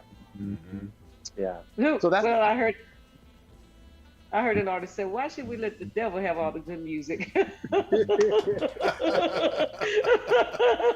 was that girl that sang with Candy and Tiny, and she tried to go off and do a gospel record? What was that group with Kent that did Scrubs and then? Escape. Gabe, yeah. Escape. And Oh. stole her sister's money. Yeah. And then Tasha said that she went to go she was making an album. It was actually a R&B love album or something. And she tried to convert it into a Christian gospel R&B thing, which didn't meet with much. Didn't work out. And the PR with the reality show with that and that controversy about the two sisters fighting over money, that did not help the promotion of the record. No, Motown didn't like that. No. Okay. But didn't I hear even Snoop Dogg was trying to do a gospel album at one time? Yeah, he did. He did a single. It went well. It went well. Oh, he did. Did it? Yeah, he did. It did. I mean, Y'all didn't know that, huh? Kanye West had a song. Jesus walk. Oh, we know about Kanye. Yeah. His was all over the place. And and then I don't know. He needs Jesus. You say he needs Jesus. He needs Jesus. He need a truckload of Jesus. Yeah. Yeah, he did. Yeah. Well, he made a lot of money doing what he's doing, but I guess like the old folks used to say in my hometown, all money ain't good money either. But That's right. he did have a measure of success that we can't deny. Yeah. So Al Green floated between the gospel and the rhythm and blues like that. Yeah. Very successful. I mean, very seamlessly. most R&B came from the church. Let's be real. Yeah. You know, they all came from the church, and they're like, the Lord gave them a gift, saying, well, you can make a record and make yourself out there. You know, I mean, look at Thomas A. Dorsey, who invented gospel music. He was blamed because it was too jazzy. He played with Ma Rainey. He was her piano player back in the 20s. There you go. And so they were like, your gospel, you can't sing this in church because it's too bluesy. You know, they said that to Ray Charles too. Yeah, I got a woman way over town. She's good. But see, I have a friend of mine. He said Ray messed everything up. Literally. Who, Ray Mack? No, I'm kidding. Ray messed up everything when he created, and he created the genre soul. Soul came from Ray Charles, and so it's history. Ray is an innovator. Ain't no doubt about that. My friend Susie Green, she was on the show with the ladies of the Supremes. She was a Raylette. Oh wow! Yeah. Okay. Oh yeah. And she was also Wonder Love, and she sang behind Stevie Wonder. Mm-hmm. She wrote "Free" for Denise Williams. I remember that. I remember when she told us that. Mm-hmm. Right. She sure But did. she was a Raylette. Yeah. I actually enjoyed that show. These ladies have more energy and excitement than women half their age. And after that interview, they went to Germany, and because then I can't remember, Austria or something like that. And I mean, they just travel and keeping the music alive. I love it. It is I nice. said, oh, because when I came, I remember hearing a guy in an interview about 10, 12 years ago, because I came back about 13 years ago. If you haven't made it by the time you're 20 or your early 20s, you might as well forget it. I didn't listen to him, but that's the devil talking, girl. That's the I know, devil right? I'm like, no. Yeah. I mean, the thing is that people have to understand. Somebody asked me, are you trying to be famous? I said, no, just successful, because murderers are famous. Okay. Right. You know? And they do movies too. Yeah. So no, it's not about that. It's about me finally doing what I love to do, Love what to I do. felt I was brought to this earth to do, and however I do it, as long as I'm happy. It doesn't That's matter all. if I win a Grammy. If a Grammy comes, great, but is that my goal? Not necessarily. And I always tell people, stop asking this man to give you an award. Make up your own. That's why I started the Hmm. entertainment honors, because everybody's asking, well, I didn't get this and I didn't get that. Well, go make your own. Go Yeah. get your own. Go get your own. Stop Like I asking said, people. talent or money. Right. Look at DJ Khaled. What did he get a Grammy for? I still don't know what does he do? They honored him at the do? Grammy Awards. I don't understand that dude. I don't know. What does he do? Well, DJ plays other people's music anyway. So What is he, a DJ? Does he have his own club? Yeah, What but is you're he- going to give him a Grammy, he used to. album of the year. What was the category? But what was the category? It was might in be hip hop though. Yeah, but I I'm don't- like, is hip hop making up their own categories? What are they doing? I don't know. What's he maybe going to they're- give a DJ a Grammy for when he's playing somebody else's I music? know. I'm with you. And he's not doing that. And he's having all these guests like Eminem, Snoop Dogg, and everybody else doing a little spitting on whatever mix that he's copying or sampling. But yet, this guy's driving a big yacht boats, big cars, and everything. What does this guy do? I'd like to know. Yeah. Well, Let me tell you what I said about people when Kenny G came out years ago, and that with what is it, Songbird? That's not jazz. I said the only thing that I'm mad about in terms of Kenny G is that I didn't think of it, Yeah. because he's laughing all the way to the bank. He came up with a simple way of appealing to the heart of a person. But you know who Oh, idea that was? You I who know he was on our show. Who was the one, Gary? But Clive Davis released that song, and Kenny. No, but the guy Clyde didn't produce it. Who no, was no, it? he didn't produce it. a friend of mine, Glass, I had him on your show. He wrote them. Yeah. What's the his thing name about it again, though? is- Wait, hold on, Vaughn. What's his name again? Preston Glass.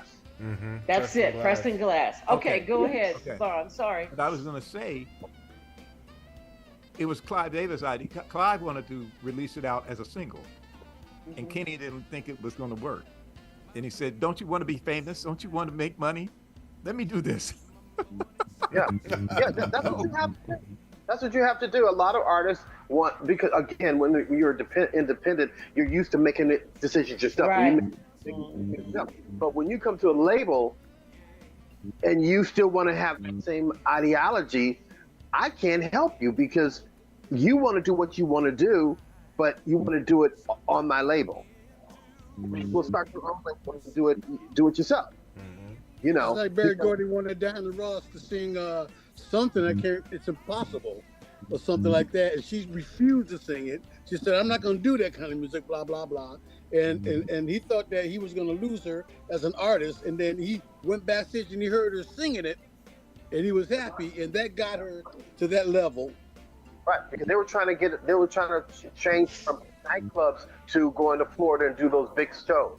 Yeah. You know, big shows. And then when the Beatles came over here, the Temptations and Supremes went over to London.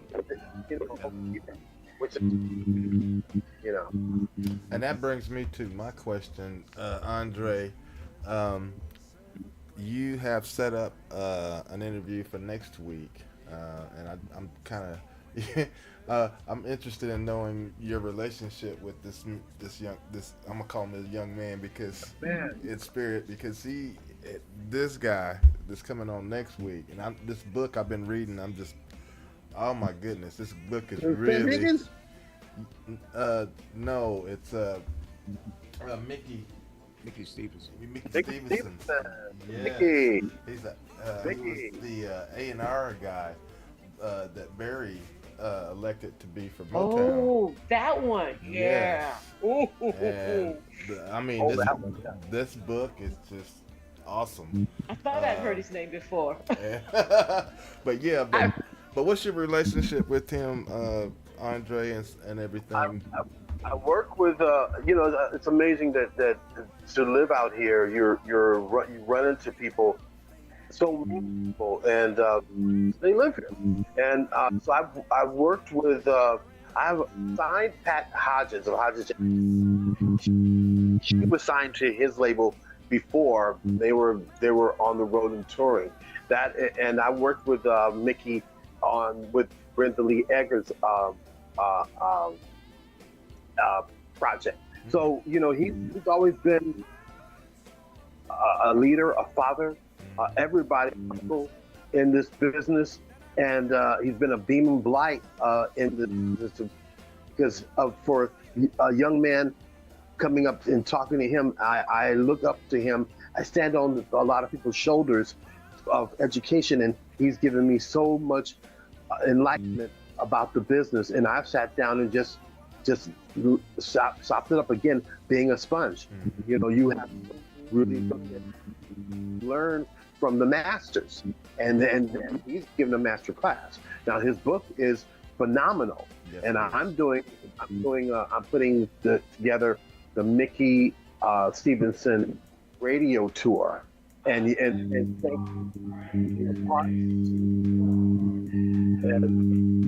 so I made sure that he got you the book and signed it, and it's going to be an awesome interview. He talked about, he's one of the architects of Motown, and songs.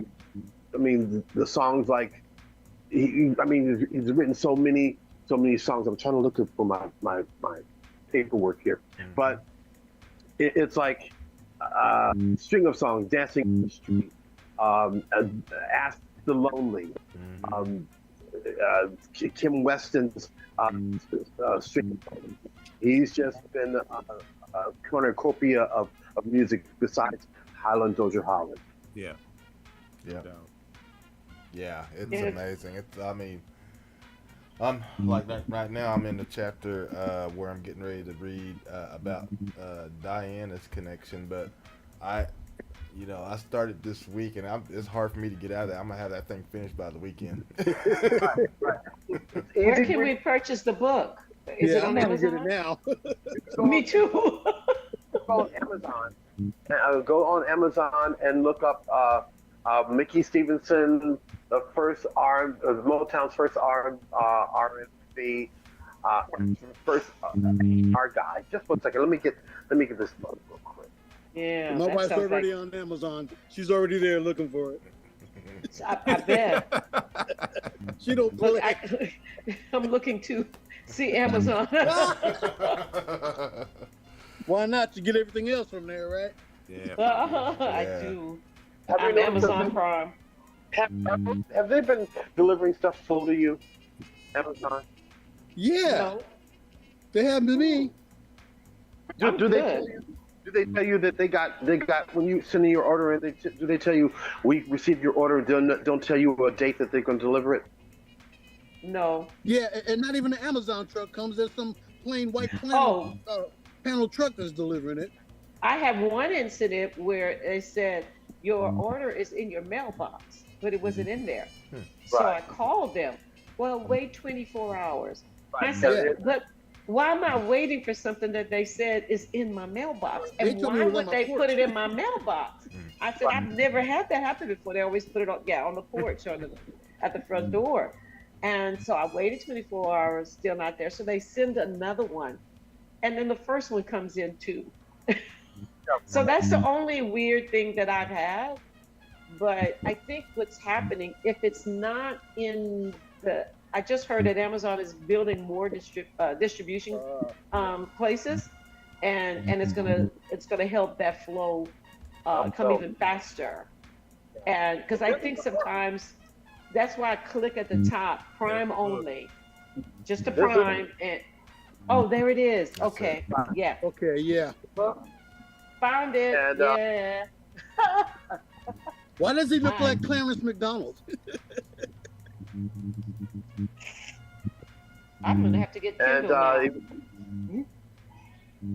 He signed Gary.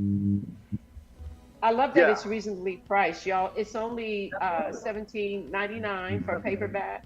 Oh. and $6.99 if you have Kindle.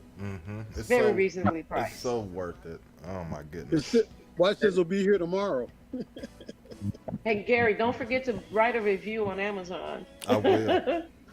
You know what I mean? So we need to pump up, Yes. literature like Do that Oh, that no Let's doubt. do talks that. about our history. Let's I'm do gonna that. order it too. It's definitely going to be a epic interview for you.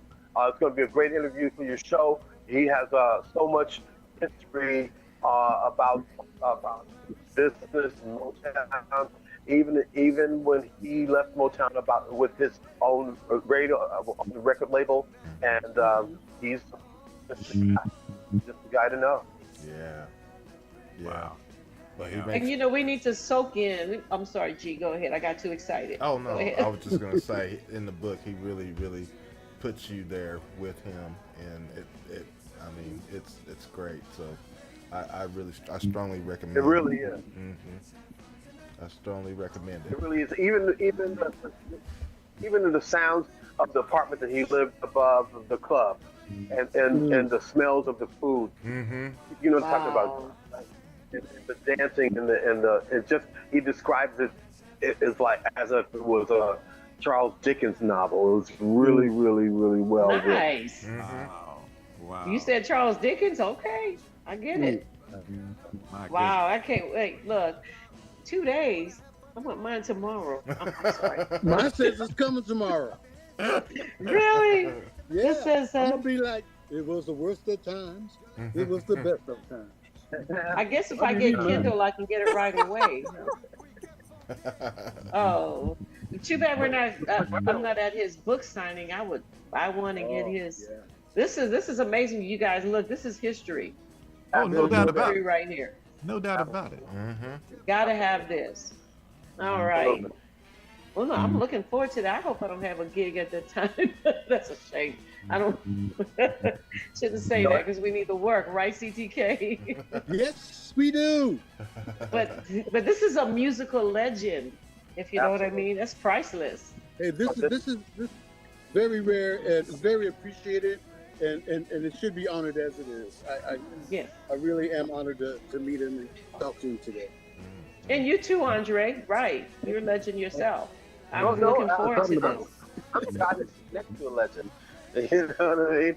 So I'm just the guy who sits next to a legend that's learning from the legends, and I really appreciate everything that they taught me, and I'm just keeping it going. Yeah, I'm And talking keeping about it you, real. Andre, actually, so. Well, I'm going to say this. This is just part of my journey. Coming in and having people like Andre, TTK, many others to cross my path in this journey. I have been a media junkie since I was a kid growing up in California. Yeah. I have done nothing but watch TV and listen to the radio and watch movies with my mom, classic black and white films, color films from the 1930s all the way up to the 1970s and 80s. Right. And so I'm with you 100%, Andre. Growing up in LA has been the greatest experience I've ever had in my life, and as far as the media is concerned. Sure. And I'm a junkie, man. I'm a junkie. Yeah. I don't know. Sometimes You have to be. I don't know how I got in the film business as an actor, though, but it blessed me as well. But radio has always been my life. Radio was that voice of the city. That's right. KGFA, KATT, KJLH, Coast Radio, KBIG. All of those radio stations talked to me as a kid. And you know what I'm talking about, man. You know what I'm talking about. So I want to add, I just want to, what's that? The total experience. The total experience on Crenshaw. Back in the day, oh my gosh. You know, we can have a conversation all day long, brother. Yeah. I'm down with that. We can talk about Crenshaw. We can talk about Crenshaw. I'm down with Everybody Crenshaw. knows Crenshaw. And I was fortunate enough to attend LA City College from 1979 to 1982. That campus meant a lot to me. You know, at that communications building they have on campus, I was there from the beginning. And so, Right. That's a I I mean, interned so at K Day for a little while. You know, had a K little Day, oh yeah, I remember K Day. K Day. San And Diego waited for K Day. Oh my and I want to God. tell you, here in Atlanta, there's a young man. You know, he's not young no more. We're both about the same age. And he was he was an intern at K Day back in the 70s as well. Yeah. And he has gone on, Andre, to this day. He is a pioneer in internet radio. He has at least 11 internet radio stations that are currently playing right now. And now he's into having his own TV subscription service. He has his own app. And his name is Daryl Davis, and he's a pioneer right now. And he and I both attended No, right. did he go to Dorothy? He and I both attended LA City College at the same time.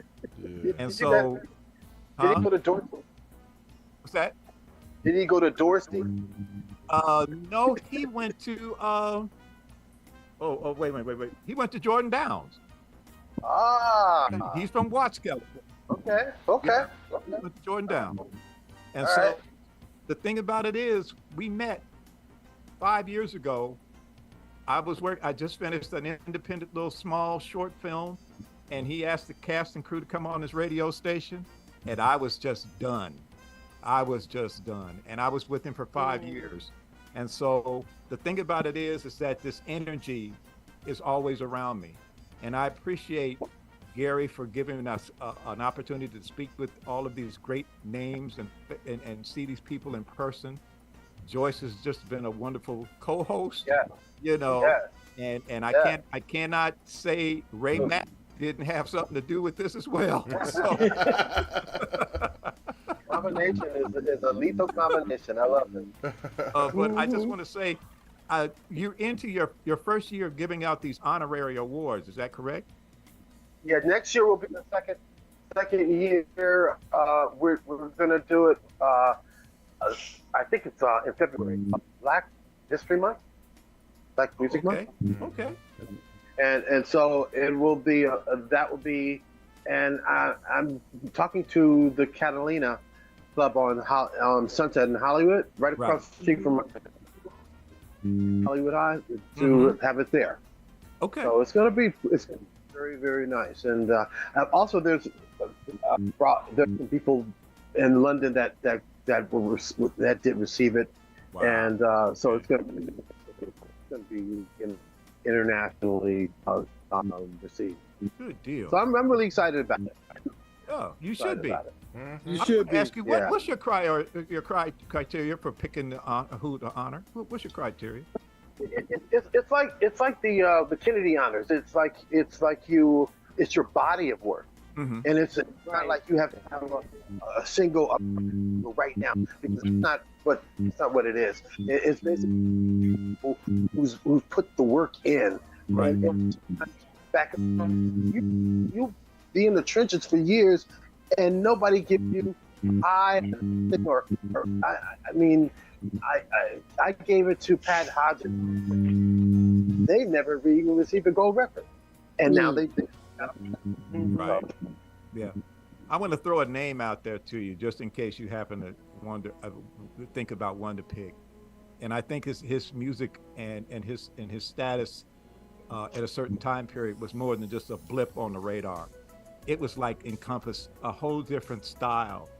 He was in between the beginnings of Earth, Wind, and Fire, and right at and coming right in between those two, and that Quiet Storm era, where in radio, and that's Norman Connors. Yeah, Norman Connors, yeah. Connors to me. I know. We were both named Norman Connors. Oh my gosh, Norman Connors at that juncture really set a tone, because I think about the people that was on his that he had in his cadre, from Michael Henderson and Phyllis Hyman and Gene Carn and Eleanor Mills and all of these great vocalists and musicians that he had. Yes. And his stuff was amazing, Yeah. And that's a guy that's pretty much, he's never got his flowers. Yeah, you know what? You're absolutely right. And there's so many of them, and you know, it's just you just have to catch up and dance as fast as I can to get these people their flowers.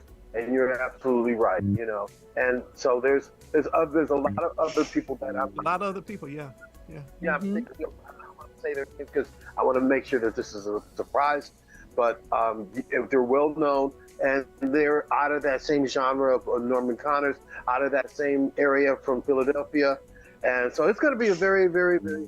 I'm looking forward to it, and most of the people, if the artists can't come, they'll shoot a acceptance speech. We'll play it live at the venue. I can see this being televised in the future, brother. You know. Yeah. Absolutely. I mean, I didn't know it will be. When the Grammy started, nobody had heard of it, but it's consistency. If you're there doing it all the time, it will build. It will build its brand. Right. So, you know, it stops people for asking, well, I need a Grammy. Well, go get you a Grammy. I heard that. Oh, that's right. I love that. He said, I don't want nobody to give me something, open the door, I'll get it. That's what he said. That's what James said, James Brown. I don't want nobody to give me nothing. Open up Open the up the door. door. I get it myself. I get it. Yeah, Get it myself. Yeah. Right. That's right. Well, I need a Grammy, or I need this, or go make one, or go get one, or work toward it. And if you don't get it, invent one, invent your own Grammy, or invent your own. That's you know. right. That's it. That's right. Stop wasting. Absolutely. All Excuse me, right. Andre. Is there an event that you're going to be doing soon up in LA? Because I'm only an hour and a half from there. So if there's anything that's coming up soon there, please let us know, because I will Zoom up there. You're definitely. I'll definitely let you know. We'll be staying in touch. You're not that lucky. We'll definitely be staying in touch, because I will be in touch with this radio station forever. You know, we're tied in. God bless you. God bless you. All right. Okay. Well, wow, that was those 2 hours went by fast. I can't believe it's already that time. Amazing. I know. But I don't know if Ray would have made it. You know, yeah, Ray. That's true. I had to move. Where I'm at, my internet is like crazy, but it's working now. Yeah. But I love Joyce's laugh. He goes, Yeah. Well, I don't want to open my mouth wide open, you know. But anyway, I want right. to thank Andre for being here today and sharing all this wonderful information and your story. And again, we thank you for all of the contributions of sending over these wonderful, great artists over and authors and everything. And I'm definitely looking forward to next week. That's going to be great. But Andre, you want to tell everybody how they can connect with you online? Yeah, I mean, all the typical social media, Facebook, Twitter, IG, just I'm everywhere. Just look for my name and our Enthrone Records on Facebook and TikTok. So I'm just find me. So just put me up and I'll pop up. All right. Very, very nice. And CTK, you have anything that you want to get out to our viewers? I want to say it's been a pleasure sharing these 2 hours of my life with you. And it's such a great education.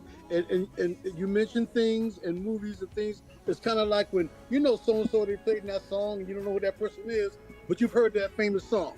Right. That's the kind of feeling I got with meeting you today and sharing things. And it's been an honor in meeting you today. And I will be in touch with you. Absolutely.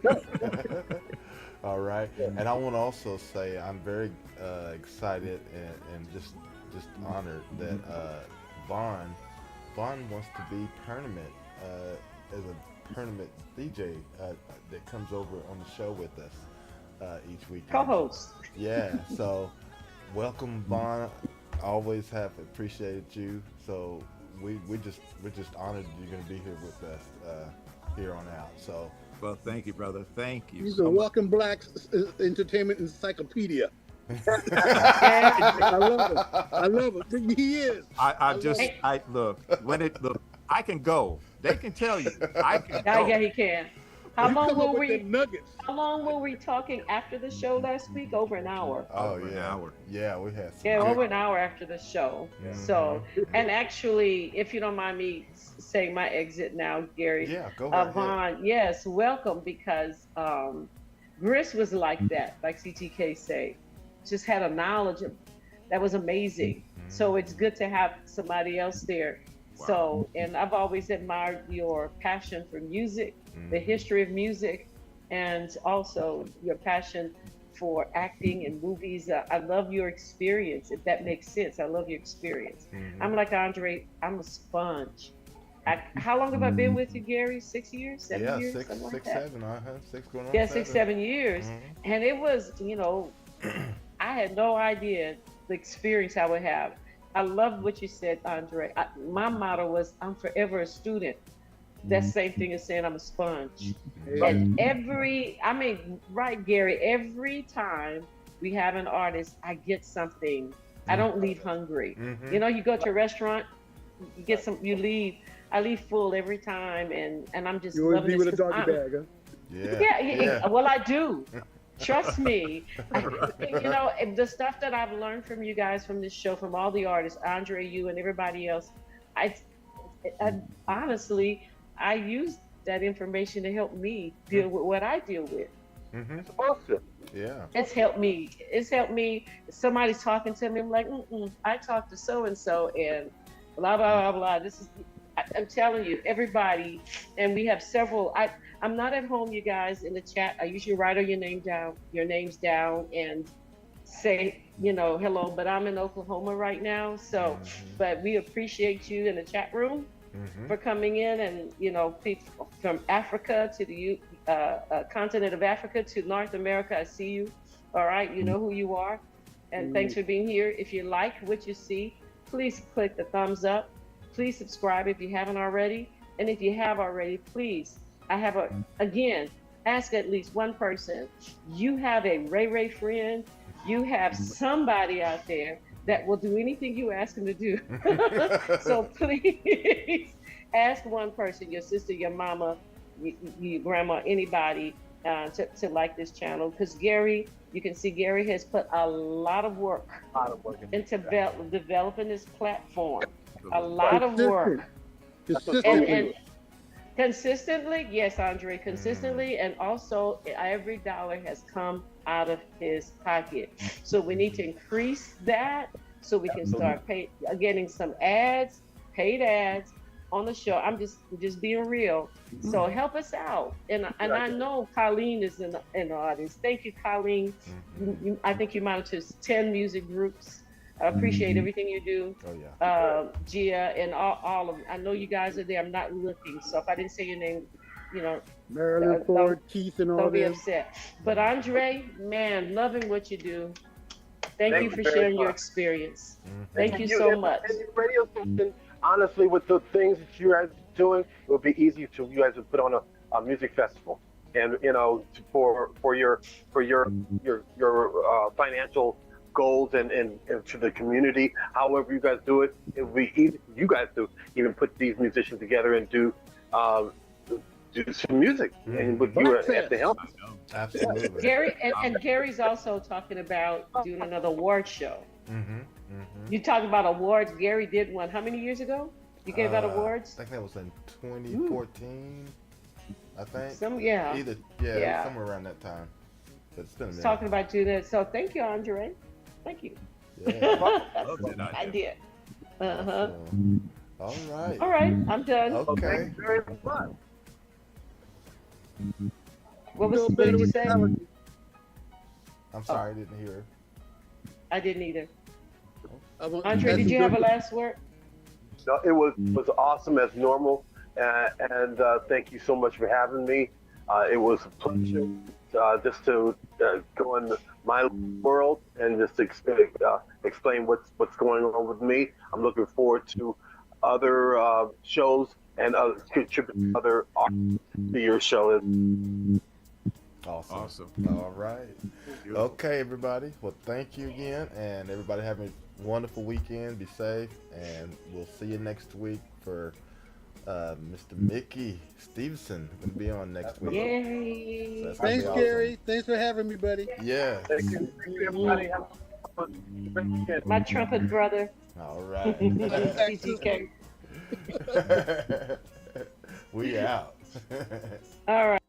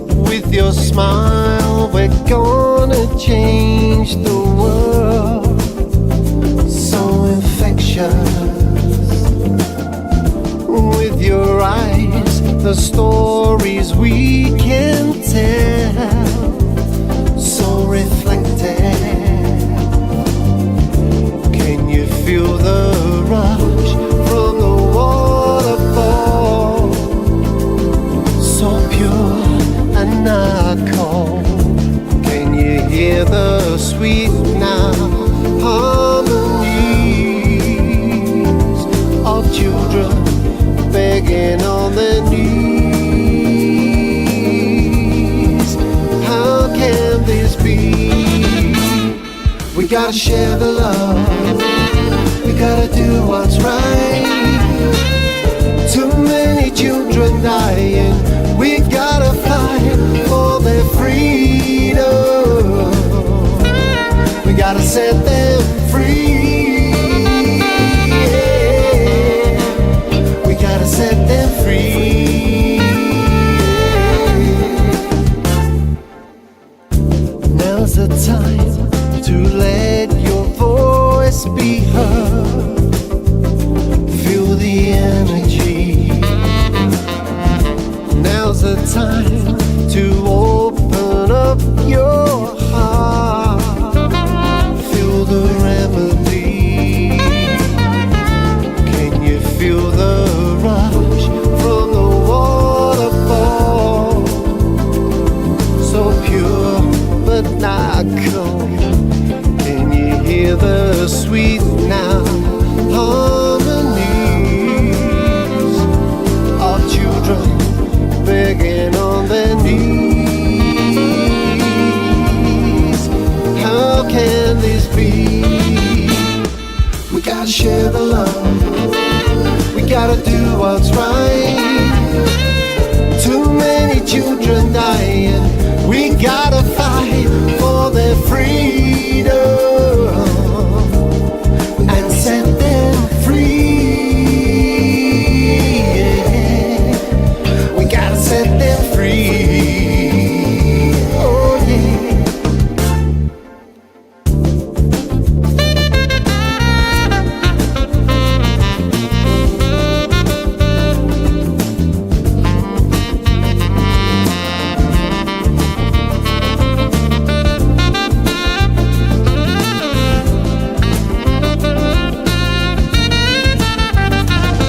Can you hear them scream? We can see the tears as they lay in silence.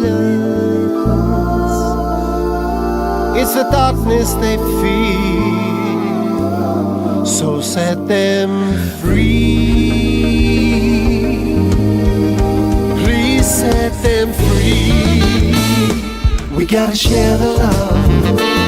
We gotta do what's right. So many children dying. We gotta fight for their freedom and set them free. Yeah. We gotta share the love. We gotta do what's right.